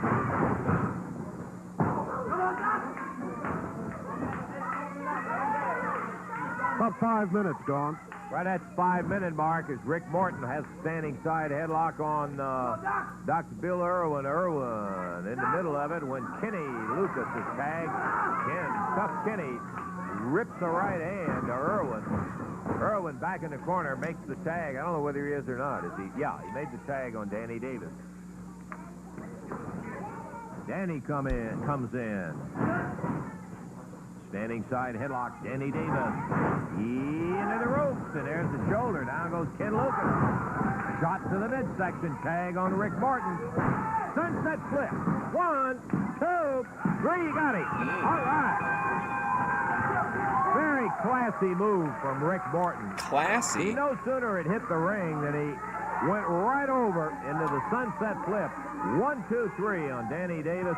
And in a non-title bout, Morton and Lucas come up with a victory over Davis and Bill Irwin. Yes, sir. Lucas actually gets policemen to keep Irwin out of there. The time on it, 5 minutes, 29 seconds. 5:29 the time. And the two guys in a ring as Irwin is hollering about up there.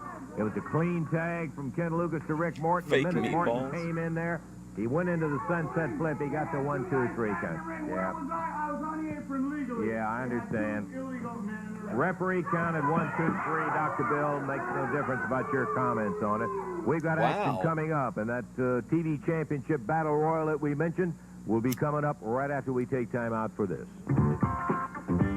All right. Again, if it kicks me out because those idiots claimed the Battle Royal and Content ID, I'll be back later on this afternoon for the movie, but hopefully that won't happen.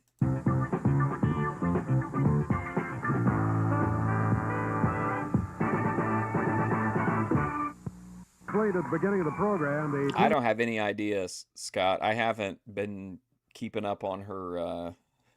She's been sending a lot of Discord stuff, so I haven't even really been able to catch up on her actual content. The champion will be determined right here today. All of these guys in here for a battle royal, and the winner of the battle royal will be the TV champion. And is going to be defending that championship when he defends it right here on TV. All right. Wow. Thank you, Bob Brown, for the shopping cart. 550 jewels, man. Thank you, dude. That was pretty trippy as well. I can kind of see him like out of the corner of my eye. But man, those are really amazing things. Thank you. I appreciate that, Bob Brown. There is a TV, which shopping is cart. part of the prize. The eagle, which goes to the frying TV pan champion. man. We can hide behind this The one. wacky waving inflatable arms, Hope we don't have to inflatable open all balloon things man. in the ring up there. It'll be some, pardon me. Just trying to count how many people in there. Looks like 7. Dave, he was in here on his hands and knees earlier, apologizing, and now he's toughened up again. How did this all start? Thank you, Scott, for the gold coin. Another OPCL after he's dumped by the Thorpes now and has to work for Chicken Andy, who was if you don't know, that's a good synchronicity. Chicken Andy used to date Vegan Patriot. Or I don't know about date, used to hook up with her. Folks in there already. And according to the documentation I have in the video, Vegan Patriot deep dives her body count while vaping on a balcony. She confirms that Chicken Andy is one of 2 to breach the back door, so to speak. And more are due to be here for this championship match. Yes, Uncle Earth. Don't forget about that one.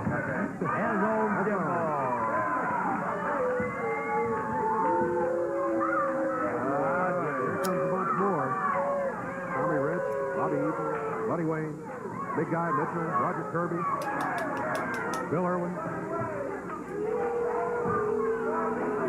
I don't really know how we're going to do official introductions. We'll just kind of have to let you know who all is there. Give off the names. I hope they don't fuck with this. I want to see this On the match. other side, there's no way to make the official introductions, I think, any other way, Dave. Okay, let's see. Let's start with Tommy Rich, Bobby Eaton, Buddy Wayne, Danny Davis, Dr. Bill Irwin, Uncle Big Earth Guy was Mitchell, funny. and Roger Kirby. And then on the other side of the ring, there's handsome Jimmy Oh, Valiant. and then there was another one too. Remember the plane that like 3D plane that made like the did the cloud riding? Morton, Ken Lucas, Tojo Yamamoto, Bill Dundee, Coco Ware, and David Price.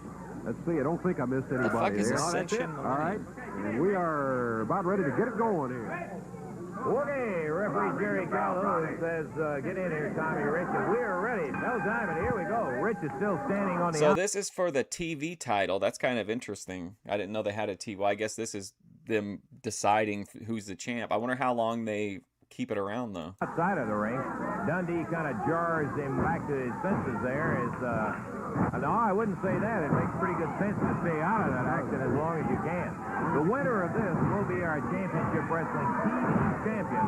He will get with it not only a substantial cash prize, which goes to the winner of the Battle Royal in any event, but in addition to that, he'll receive this big, lovely television set, which will be symbolic of the fact that he is the TV champion. Look at Rick. So you get the title of TV champion, but it sounds like the prize is just cash and a TV, or is there going to be a belt as well at some point? Hanging out on the side. David Price tried to pull him into the ring, but Rich... Pamphlet, somebody say fire it up. Old Wildfire in a battle royal for the TV title, baby. Hanging back away from the action right now. He's taking his time. Referee Jerry Calhoun telling Rich if he doesn't get into the action in The there, ring he's ain't gonna big count enough. him right out of it, and he won't even be involved in the TV championship.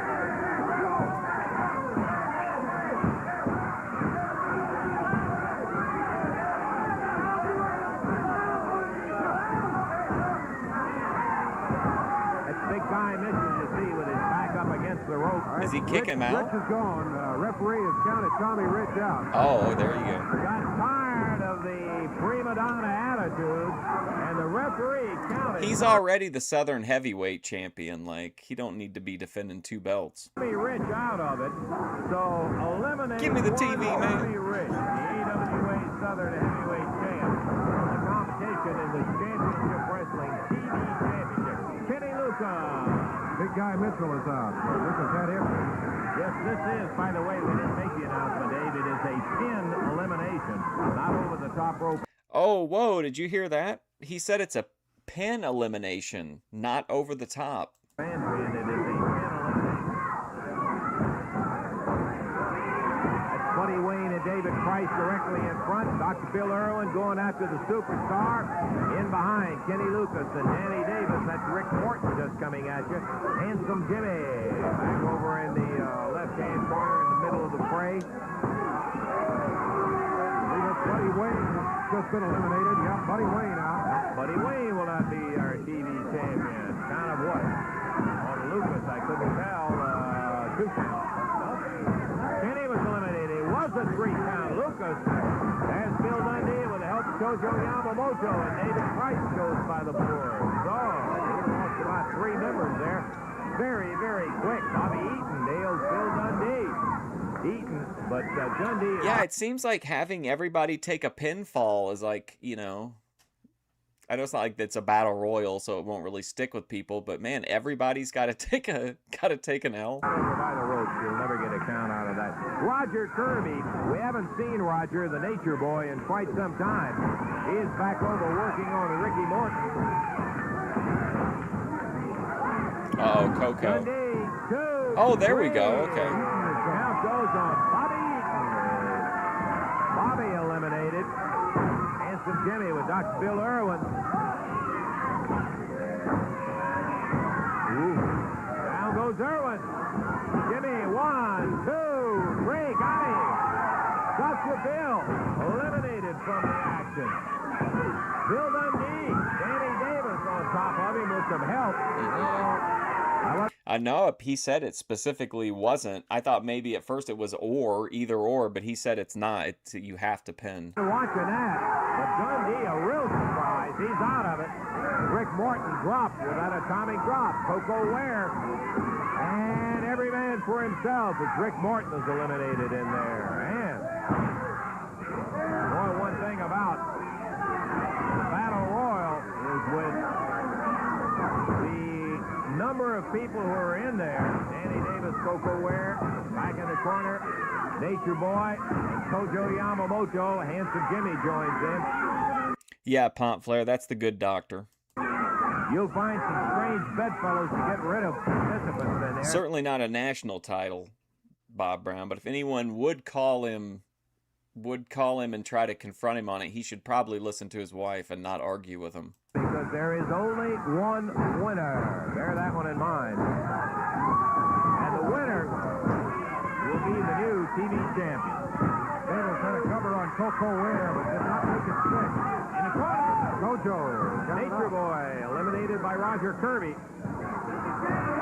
Double team on Kirby by Ware and Jimmy. Double pin, 2, 3, and that did it.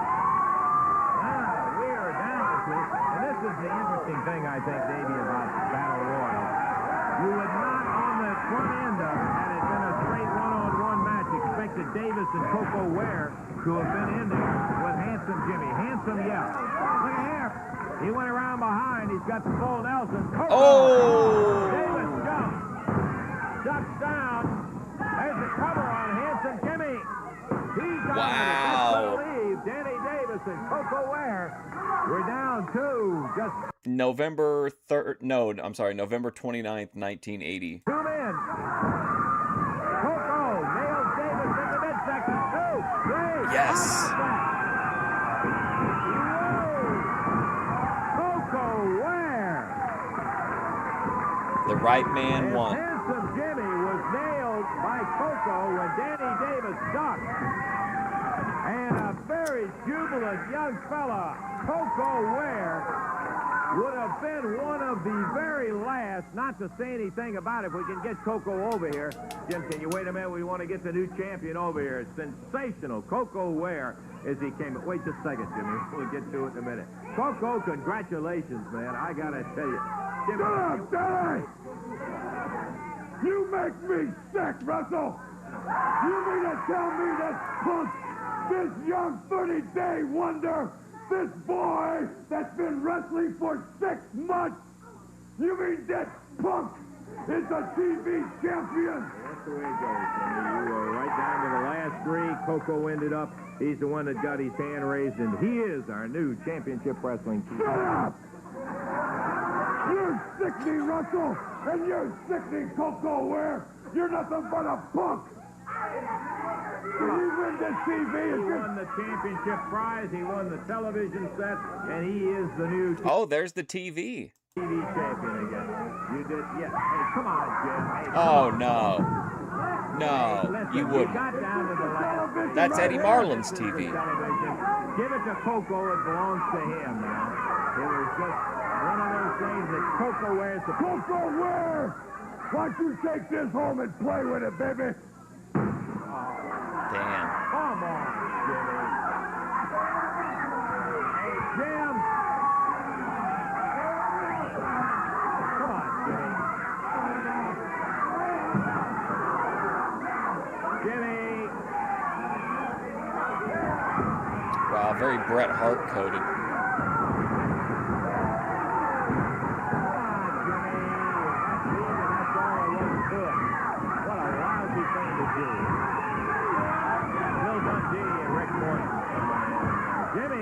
Are you taking off, Bob? Obviously had his mind set on it.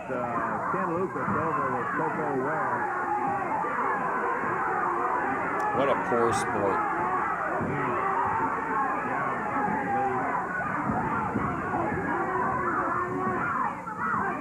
Bill Dundee. I heard it had a wired remote control.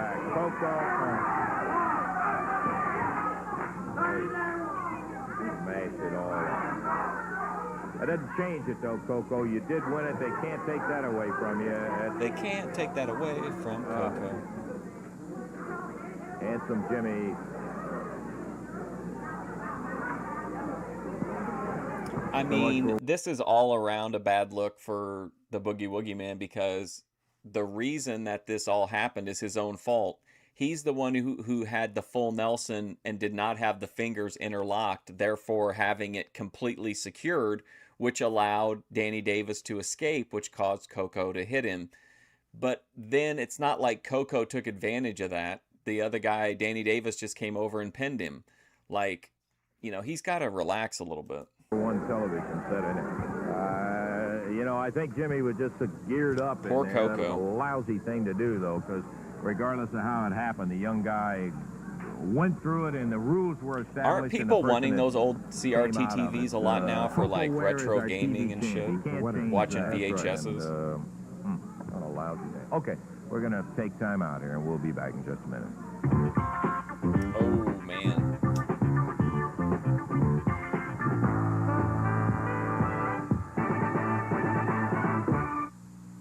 Back into that ring here on Wave Country's Championship Wrestling, and man, you have not seen it all yet. Don't you dare go away on this Championship Wrestling. Hey, just like Tuesday night, you're going to have to be there. You will want to see the action coming up. You were the Let me give remote. you the entire card for the Louisville Gardens Tuesday night.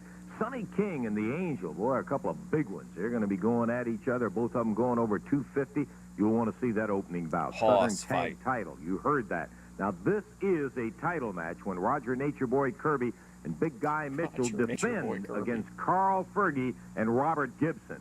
Bobby Eaton, Jimmy Hart, oh boy, and Tony Charles, the little Welchman, and Tommy Gilbert. There's some grudge to settle right there. Dr. Bill Irwin and Ken Lucas in a cowboy boot match, a lot of kicking going on. And then finally, and I think you understand it better, Tommy Wildfire Rich, Bill Superstar Dundee Somebody talk about against old Tojo Wildfire. and Handsome Jimmy. Don't miss Tuesday night at the Louisville Gardens.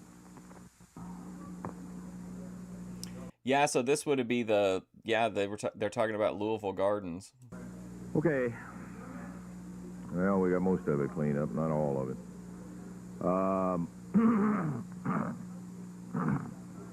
Pardon me. We want to again reiterate that Coco Ware, that was really a lousy thing, Jimmy. Listen, I'm sorry that I let all this happen on my watch, but if it would have been my grandson, I would have sprung right into action. Had his mind set so high on it that, You know, Lance, but that's terrible. I mean, he broke a young kid's heart, comes out here and destroys a TV set like that. But this doesn't change one thing. Coco Ware is our TV champion.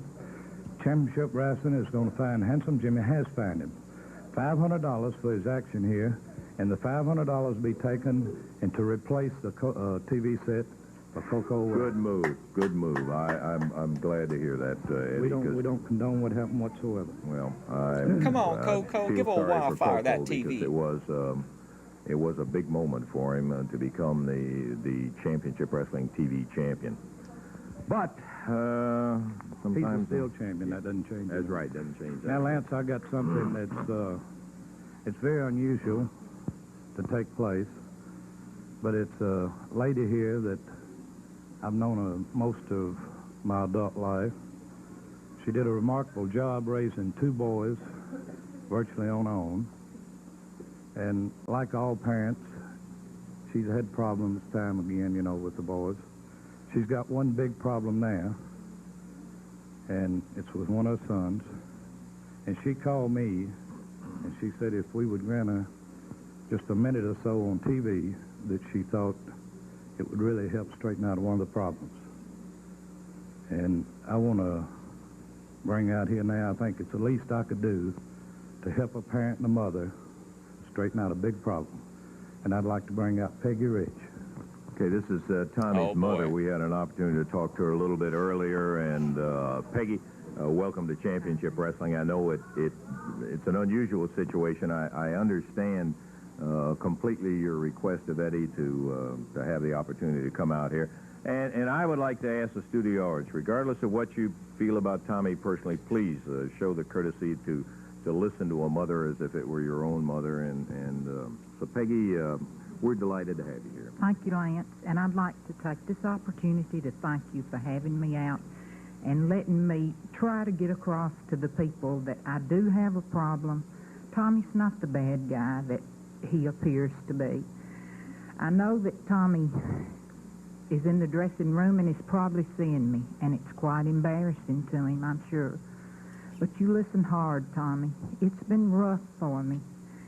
I was proud of you. I'm still proud of you, and these people are too.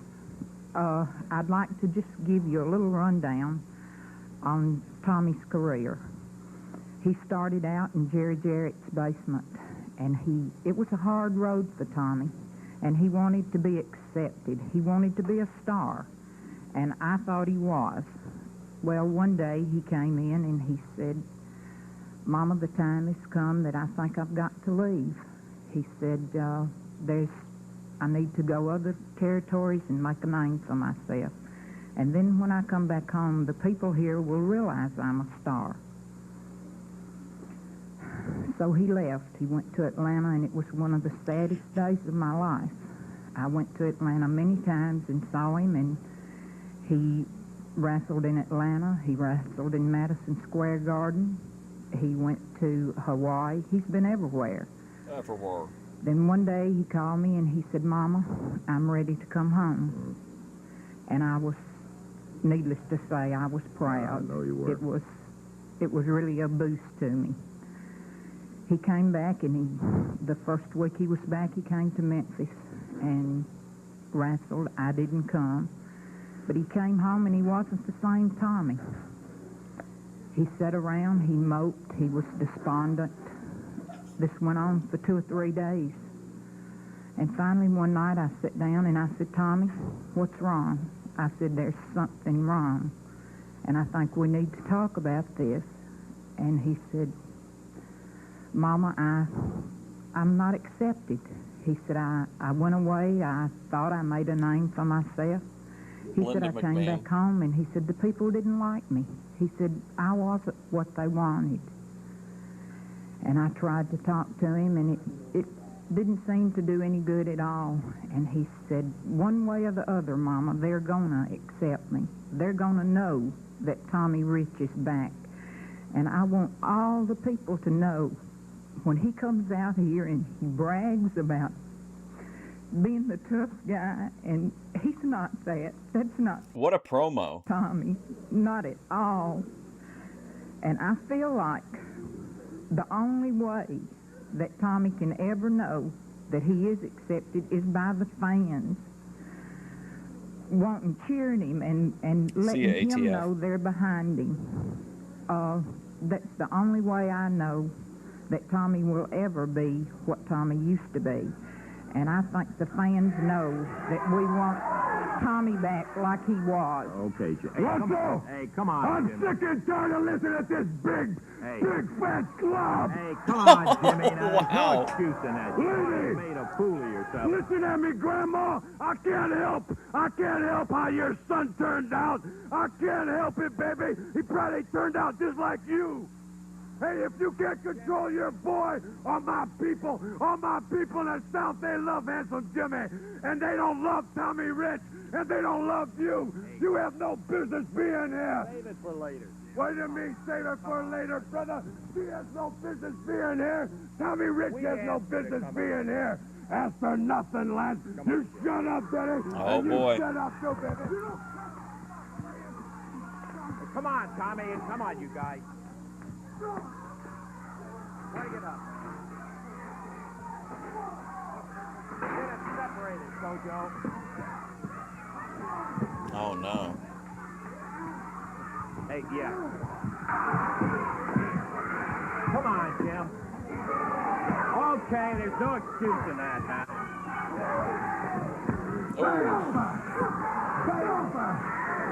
Come on, Peggy, you better get back here. Come on, Peggy. Get back. Oh, out of the way. man. All right, hey, come on. Wow. Get back, Peggy. You better Man, get back. Tojo don't mess around. Come on, Peggy. Get back out of the way. Oh. Wow. Come on, Peggy. Get back out of the way. All right, hey, come on. Now that absolutely. Come on, you guys. Knock it off with this stuff now. Come on. Hey, come on, Eddie. Get some. Oh, my God. Wow. Watch it, Peggy. Oh, my God. Wow. What a scene. Come on, Kojo. Come on. Let's just get on out of here. Hey. Get him out of here, Bill. Now, this is Memphis. Get him on out of here. Wow.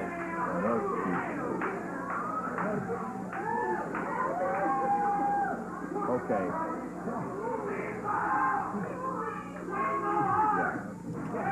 Oh, here's Eddie Mullen to come out once Get everything's Peggy on out done. of here. We'll get somebody else here. They'll get Tommy out. We'll have it to him. Where the hell was y'all at when I needed y'all, Okay, man? Tommy. True. Get him back in the back now. Go get the face taken care of. All right.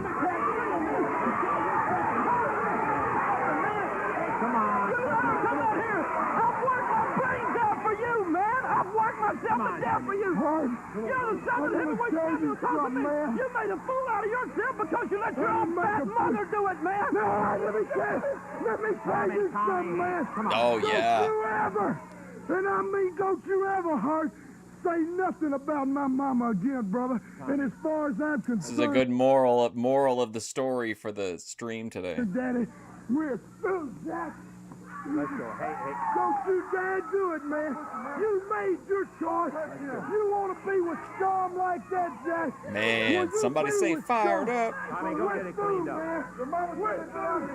Okay, I'll tell you what. Let's just take a break here, and we'll be back in just a few minutes. Yeah, just never mind. Just...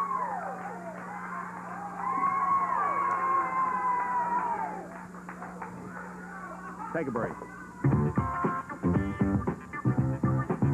Man.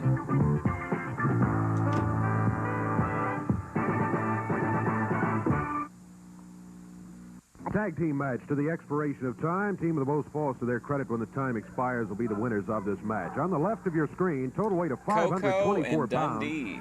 From Hollywood, California, Roger Nature Boy Kirby and his partner from Canada, Big Guy Mitchell, going against him. Total weight I think they pronounce it Guy Mitchell. 420 pounds. From Union City, Tennessee, Coco Ware. And from Australia, the superstar, Bill Dundee.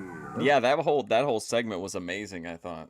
Match to the expiration of time, Jerry Calhoun, the referee. Okay, we're about ready to go in here with some official action in the ring, and we'll be looking forward to it. It's time to ring the bell as superstar Bill Dundee comes out after Big Guy Mitchell. Partners with the brand new TV champion. Determined here today at the Battle Royal earlier. Superstar. Let's Big Never Guy count Mitchell out the go Nature the Boy. rope, takes him over the shoulder as he comes off the rope. Dundee ready to go after him. Mitchell wisely hustled back to the corner. There he makes the tag on Roger Nature Boy Kirby. Kirby in the area some time ago, but it has been quite a while since we've seen him. Woo! Hollywood, California is where he's from. Shoved Dundee down to the mat. Fists were doubled. Referee stepped in between them and warned them about keeping that open. Kirby tried to go with the toe hold. Dundee using the rope. Stopped that before it got started. Look out. Big Guy Mitchell in from the corner. Coco Ware in. Coco dealing with Nature Boy Kirby. Dundee back to work on it now. Here he Tag on Coco Ware. Now we got the star in there.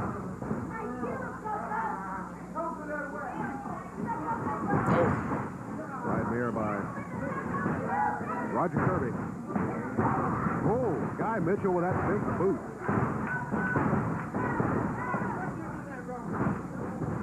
Up in the air, Coco. Kind of a halfway airplane spin and a body slam by Guy Mitchell. He planted the foot. Coco Ware. You don't remember him in the? You don't think he belongs in the discussion of who might be the best Nature Boy or the true Nature Boy?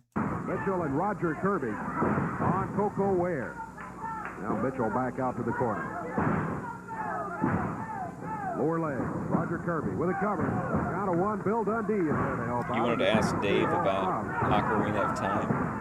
Or it continues, as a matter of fact. I think he's a gaming purist. Kirby to the corner. Makes the tag as Big Guy Mitchell. Double kick.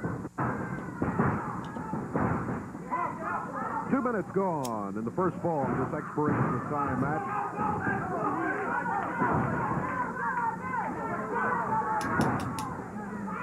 Tag made by Guy Mitchell.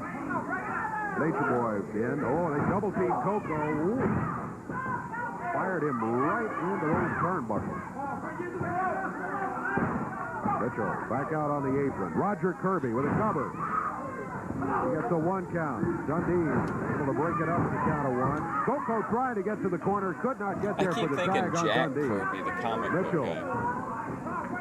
brings him back away from the corner. Puts Coco up. Boom! Man, Body great slams slams again. today. There's a cover by Mitchell. Referee called for a break there. It must have been hair pulling. He did not start the count. Guy Mitchell, Roger Kirby, trying to keep Coco tied up back in their corner. Coco fought his way out. Come on, buddy. He needs to get to his own corner. And the tag on Bill Dundee, his partner. When Kirby's got him off his feet, there's the tag. And here comes Bill Dundee. Drop kick by Dundee. Kirby back here. Free video games. Runs them together as Guy Mitchell was headed that way. Cover by Dundee on Guy Mitchell.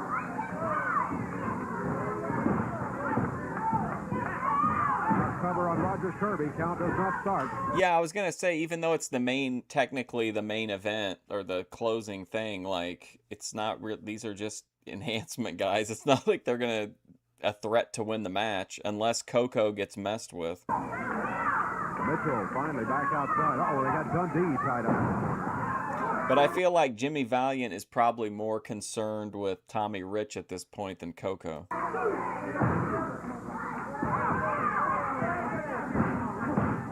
4 minutes into the action. Coco Ware in after Roger Kirby. Ooh, using that top They're really rope giving him a from lot. Dundee's neck. Billy's got a foot over the bottom rope. Count gets the 2, but stops at that point since the foot's on the rope. Roger Kirby working on it. Working him. The big Canadian back in. Broke his jaw. Trying to get something going for Bill Dundee. Billy really been worked on by Kirby and Mitchell, and both of them as a double team. Coco stepping in here to try to keep Roger Kirby, who's out on the apron, down and Bill. Dundee puts it down. One. Count of 1 is all he can get. Roger Kirby in there with a boot and stops the count at 1. 5 minutes gone. Tag on Roger Kirby. After Mitchell had body slammed Dundee, Kirby with a cover. 2 count is all. Coco over in the corner. Come on, Bill. They are really giving him a lot in this match. Shit. Sorry, on the mat right now. Roger Kirby. Whoa, Kirby yanks his hair, pulls him back down to the mat.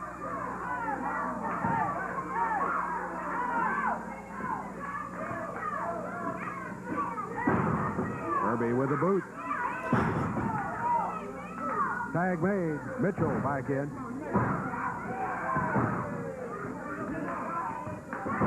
Come on, Bill. Mitchell hammering with that right arm.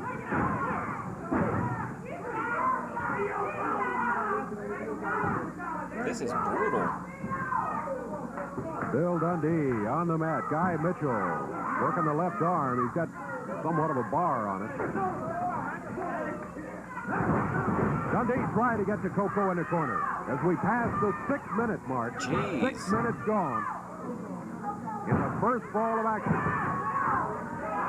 Expiration of time, baby. And this is the first ball. Roger Nature Boy Kirby in with the superstar. And Dundee has really taken a pounding from these guys the last 2 or 3 minutes.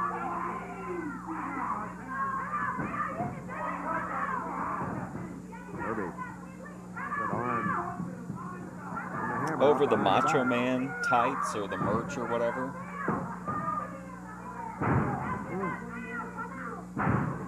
Dropping the knee right on the Come on, upper ref. part of that arm and the elbow. That's a choke.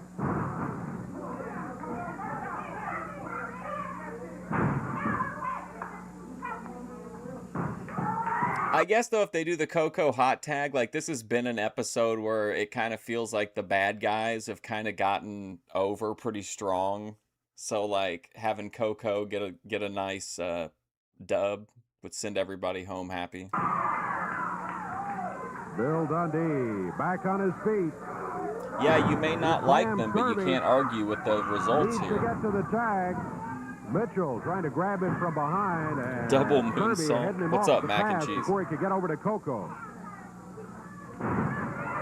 Whoop. Dundee puts Kirby down, 1. Down to 1, but Guy Mitchell in there with the boot. 7.5 minutes gone. Coco in to pry Roger Kirby off there as he had covered Bill Dundee, and there's a tag on big Guy Mitchell. Dundee going after the Canadian, and there goes Billy after Coco. Uh-oh, here we go. Here comes the new TV champ. There's that drop kick. One for Kirby, too. Oh, he misses one on Guy Mitchell. Coco stretched out. Wow, Guy Mitchell not having the comeback, not having the comeback. Shit, drop man. kick, but he missed it. Guy Mitchell back to the. He looked like King Kong just stepping back from a plane on that one. Knocked out for the drop. Oh, Just barely gets out of the way of it. One for Kirby, too. Oh, he misses one on Guy Mitchell. Coco stretched out for the drop kick, but he missed it. Guy Mitchell back to the turnbuckle. Dundee trying to keep Kirby out. Come on. Mitchell. Dropping Coco across the knee. Kirby. Look at this teamwork. Kirby comes off the rope, turns Coco all the way over. That's it. And that's a 1, 2, 3. What? What in the world? Jesus Christ, man. They fucking squashed him. That was like an extended squash match. I'm shook. I can't believe it. Minute 17 seconds the time. 8:17. And the missed Holy drop kick was the shit. turning point. Wow. Coco had caught Guy Mitchell with one, then Roger Kirby, and he missed a second attempt at Guy Mitchell, and Mitchell turned it into a 3 count and a win for the team of Mitchell and Roger Kirby. Boy, they bent Coco right over like a bow over his knee, and Kirby came off and dropped right down over his head and did an entire flip as he went flying over there. Bill Dundee and Coco Ware had her going in great shape for a little bit, and then they got Billy, and he took quite a pounding. He was in there a long time. Oh, he was in there a long time. What would Cornette say about that if they AEW had just crowned a new champion and then had him get completely devastated in a match against 2 enhancement guys?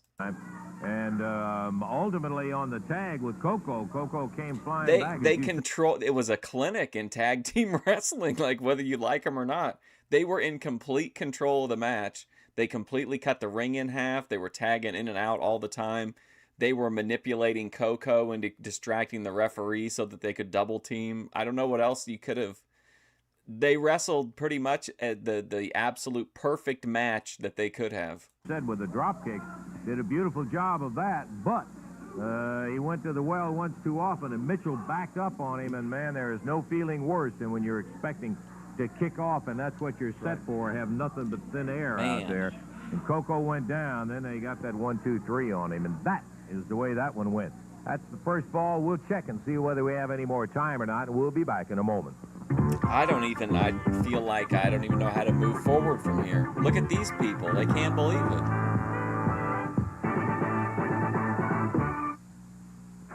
Back into the ring here with more action, and believe me, it's not done yet. By golly, you want to stay right there. Coming up Tuesday night. Incel Redemption, the comeback story of Cody Turbo. We've already told you, most unusual. Tommy Wildfire Rich, Bill Superstar Dundee, same side of the ring against Tojo and Handsome Jimmy. Going to be a scrap and a half. Bill?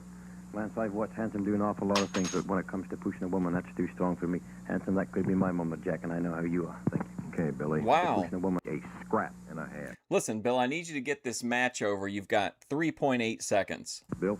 Lance, I've watched Handsome do an awful lot of things, but when it comes to pushing a woman, that's too strong for me. Handsome, that could be my mama, Jack, and I know how you are. Thank you. Okay, Billy. We are looking forward to that match. Yeah. It took my mother getting humiliated right there on TV. It took her for me to see the light.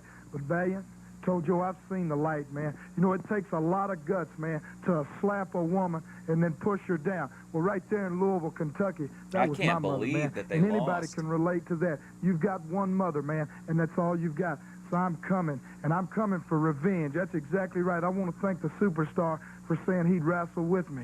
But Valiant, Tojo, it don't matter. because you hadn't seen Tommy Tate's arrest. Wildfire Rich. You hadn't seen him get crazy, man. And that's what I'm telling you I'm going to do. Is it like when the disciples saw the Romans taking Jesus away? Tuesday night in Louisville, Kentucky, Tommy Rich is coming to get crazy. And when I say crazy, Valiant, told you, I mean doing whatever I got to do. And that's what it's all about. You know, you bad, man, coming out and shoving a woman down. Well, Valiant, I'm going to show you what shoving's all about. I hadn't got I'm going to shove you yet. from I near hadn't and really far, got brother. mad, but I'm mad now, Valiant. I'm mad, man. So, Come down to the Louisville Gardens and see a real shoving.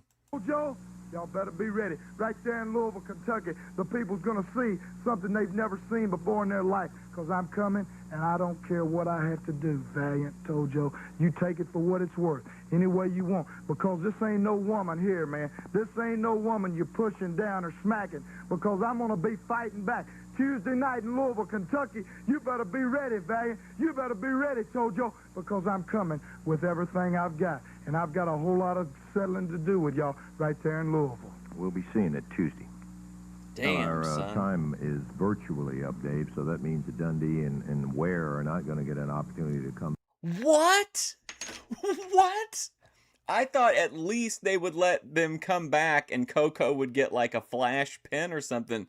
They're just, they got, Dundee and Coco got no offense whatsoever. And that was it. They just got fucking squashed on TV and the show's going to end now. Wow. Come back, and that first fall is going to be it in terms of that final match. And then in the opening match today, we had a single match. Bobby Eaton going against David Price. Eaton did win it I in 2 can't minutes, 48 seconds. shook. Ken Lucas and Rick Morton in here in a non-title match, but they won the match over Dr. Bill Irwin and Danny Davis. It was the Battle Royal to determine the TV champion. That was won in somewhat of a surprise. I gotta tell you though, like it definitely now for the next little bit, I'm gonna always. It's like when Lawler got pinned by Memphis Vice. For a while after that, it brought back the feeling of like anything could happen. Like I would have never imagined that they were gonna get squashed like that. Holy shit. Coco Ware. Coco is surprised. Let's be honest about it, because I never thought Coco would have Damn. But he is the champion, and then it was Guy Mitchell, Memphis Roger Kirby winning the last. is bold. We're out of time. We'll be looking for you next week. For Dave Brown, Lance Russell saying bye-bye, everybody. Wow. The announcers on this program are selected and paid by... Wow. Man, what an ending. Well, that's all the time I have for Memphis Wrestling. Unfortunately, we went over in our time slot by a lot, but luckily Craig Fingerling had paid for some overages. But I will be back in an hour to watch whatever that movie Parbs wanted to watch was. I can't remember what it's called, but it's like a mafia. I think it's like an independent, weird mafia movie of some kind. Oh my gosh. If I can recover... I mean, what an episode of Memphis. I feel like the villains just completely triumphed in this episode like we haven't seen since Ronnie Gossett. Damn. All right, guys. I'll see you later.